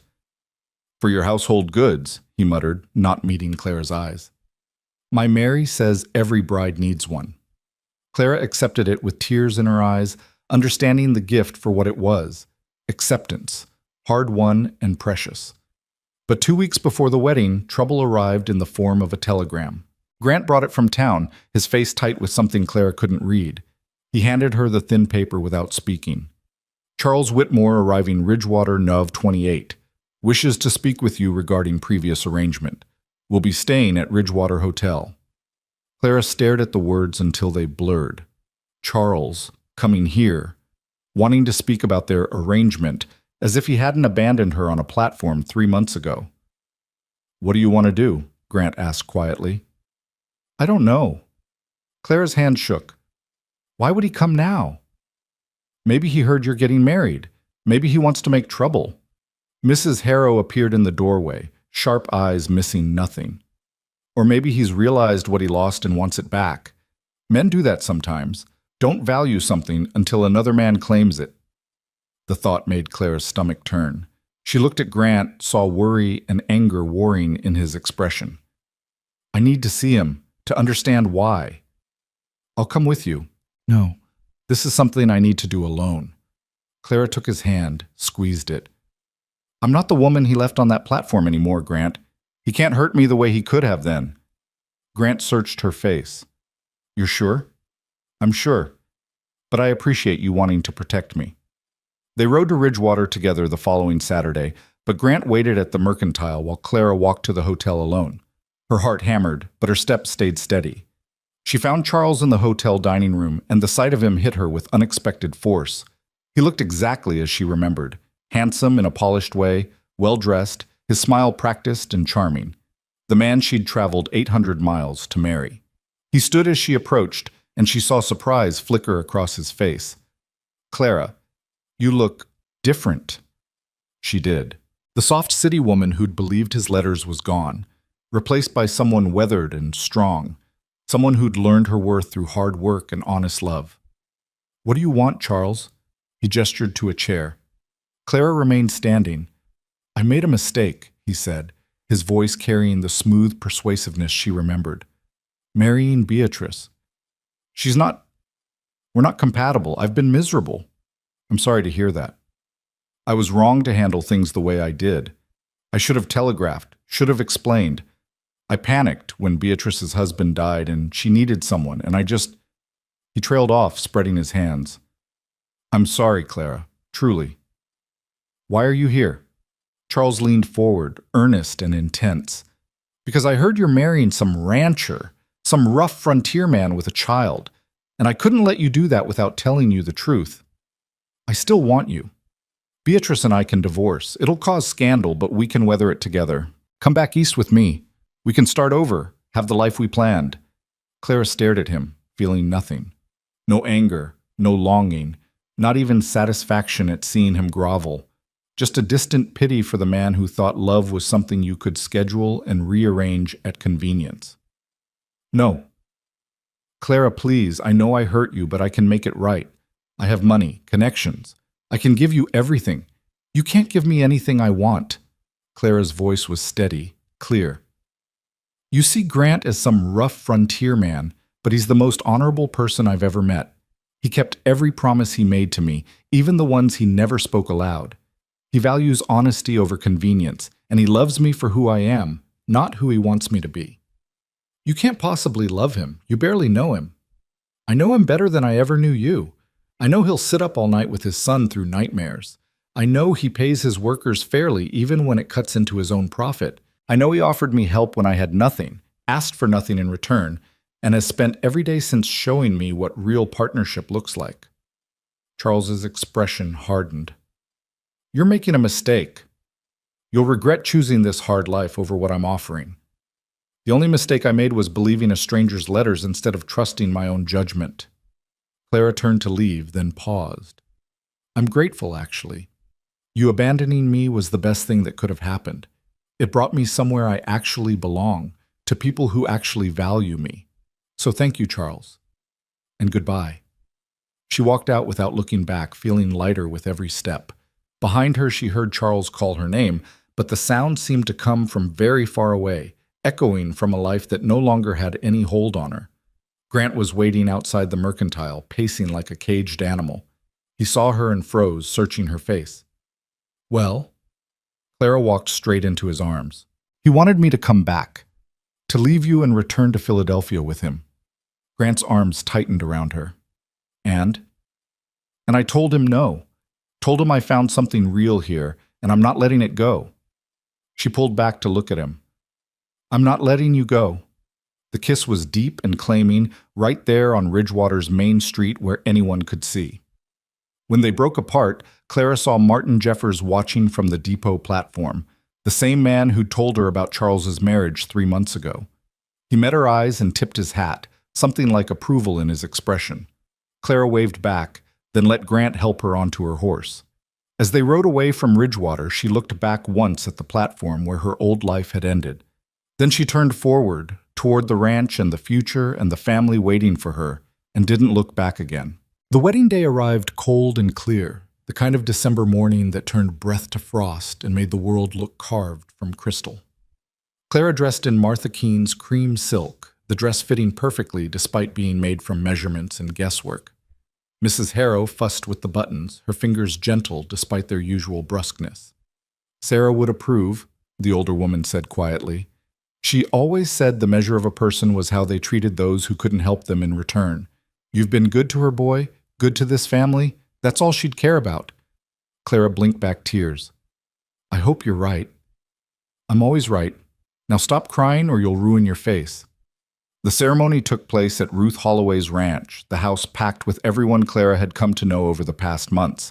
The families she taught, their children squirming in Sunday clothes.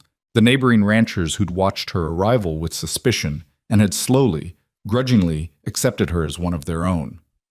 Jamie stood beside his father, solemn in a new shirt, holding the ring they'd bought in Cheyenne. When Clara appeared in the doorway on Mrs. Harrow's arm, the boy's face split in a grin so wide it seemed to light the room. Grant stood at the front wearing his best suit, cleaned and pressed, his hair still damp from washing.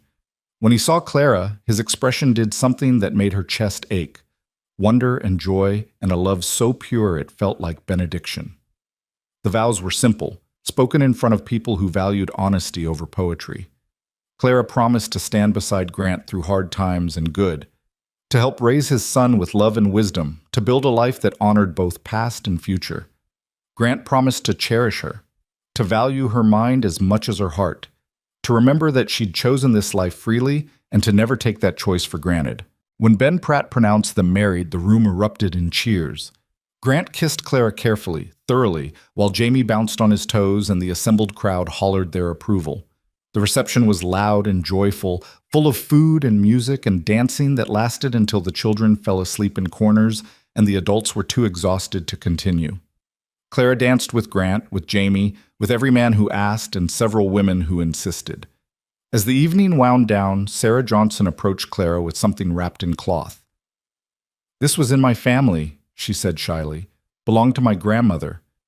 When you helped my children learn to read, you gave them something nobody can take away. I wanted you to have something permanent, too." Clara unwrapped the cloth and found a silver locket, tarnished but beautiful, with space for 2 photographs inside. "One for each mama," Sarah said softly. "So Jamie can carry both." Clara's vision blurred. She hugged Sarah tight, this young frontier mother who understood that love wasn't finite, that hearts could expand to hold more than one person in the space marked mother. They rode home in the wagon as stars wheeled overhead, Jamie asleep between them, the prairie stretching vast and quiet on all sides.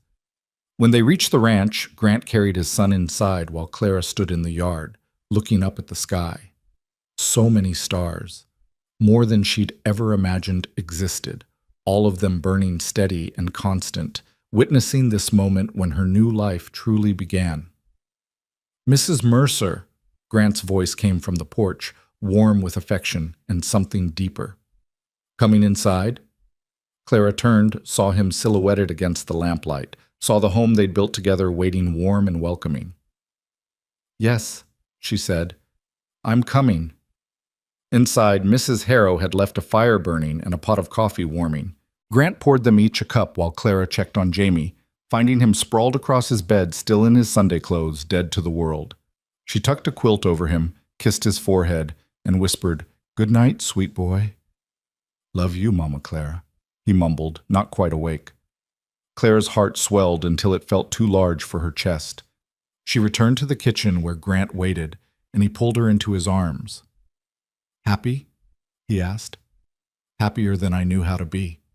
They stood together in the quiet house, listening to it settle around them. This house that had belonged to Sarah, that now belonged to them, that would someday belong to Jamie and whoever he brought into it. "I never thought I'd feel this way again," Grant said quietly. "After Sarah died, I thought that was it. Thought I'd just exist, go through the motions. And now? Now I'm alive again, because of you." Clara tilted her face up, and Grant kissed her with a tenderness that spoke of patience and passion held carefully in check. When they pulled apart, both of them were breathing hard. "Come to bed," Grant said. "It's been a long day." They climbed the stairs together, past Jamie's room where soft snores drifted into the hallway, past Mrs. Harrow's closed door, to the room that had been Grant's alone and was now theirs.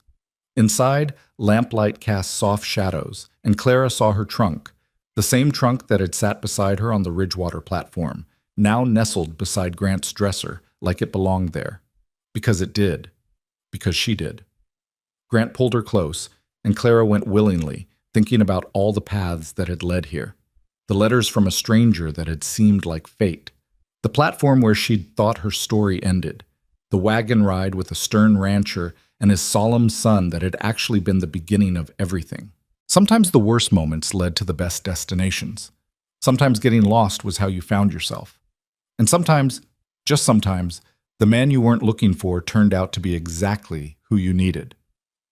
Outside, the wind sang across the prairie, carrying the scent of sage and snow and possibility. The stars burned bright and constant, bearing witness to a woman who traveled 800 miles for the wrong reason and found the right life anyway. Clara had come west to marry a stranger's promise. Instead, she'd married an honest man, become mother to a motherless boy, and built a future from the wreckage of her plans. And as Grant's arms tightened around her and she heard Jamie's soft breathing down the hall and felt the solid weight of home settling around her like a blessing, Clara knew with absolute certainty that every painful step had been worth it. The platform's ghost was finally, truly gone. In her place stood Clara Mercer, teacher, wife, mother, partner, whole and happy and exactly where she was meant to be. The prairie wind whispered agreement, and somewhere in the darkness, Clara could have sworn she heard a woman's voice carried on that wind, Sarah's voice maybe, offering blessing from wherever she'd gone. "Take care of them," the wind seemed to say. "Love them well." "I will," Clara whispered back. "I promise." And unlike the promises that had brought her west, This one she knew she'd keep. Not because she had to, because she wanted to, because home wasn't a place you traveled to. It was the people who made room for you in their hearts and called you family. And Clara Mercer was finally, beautifully, completely home.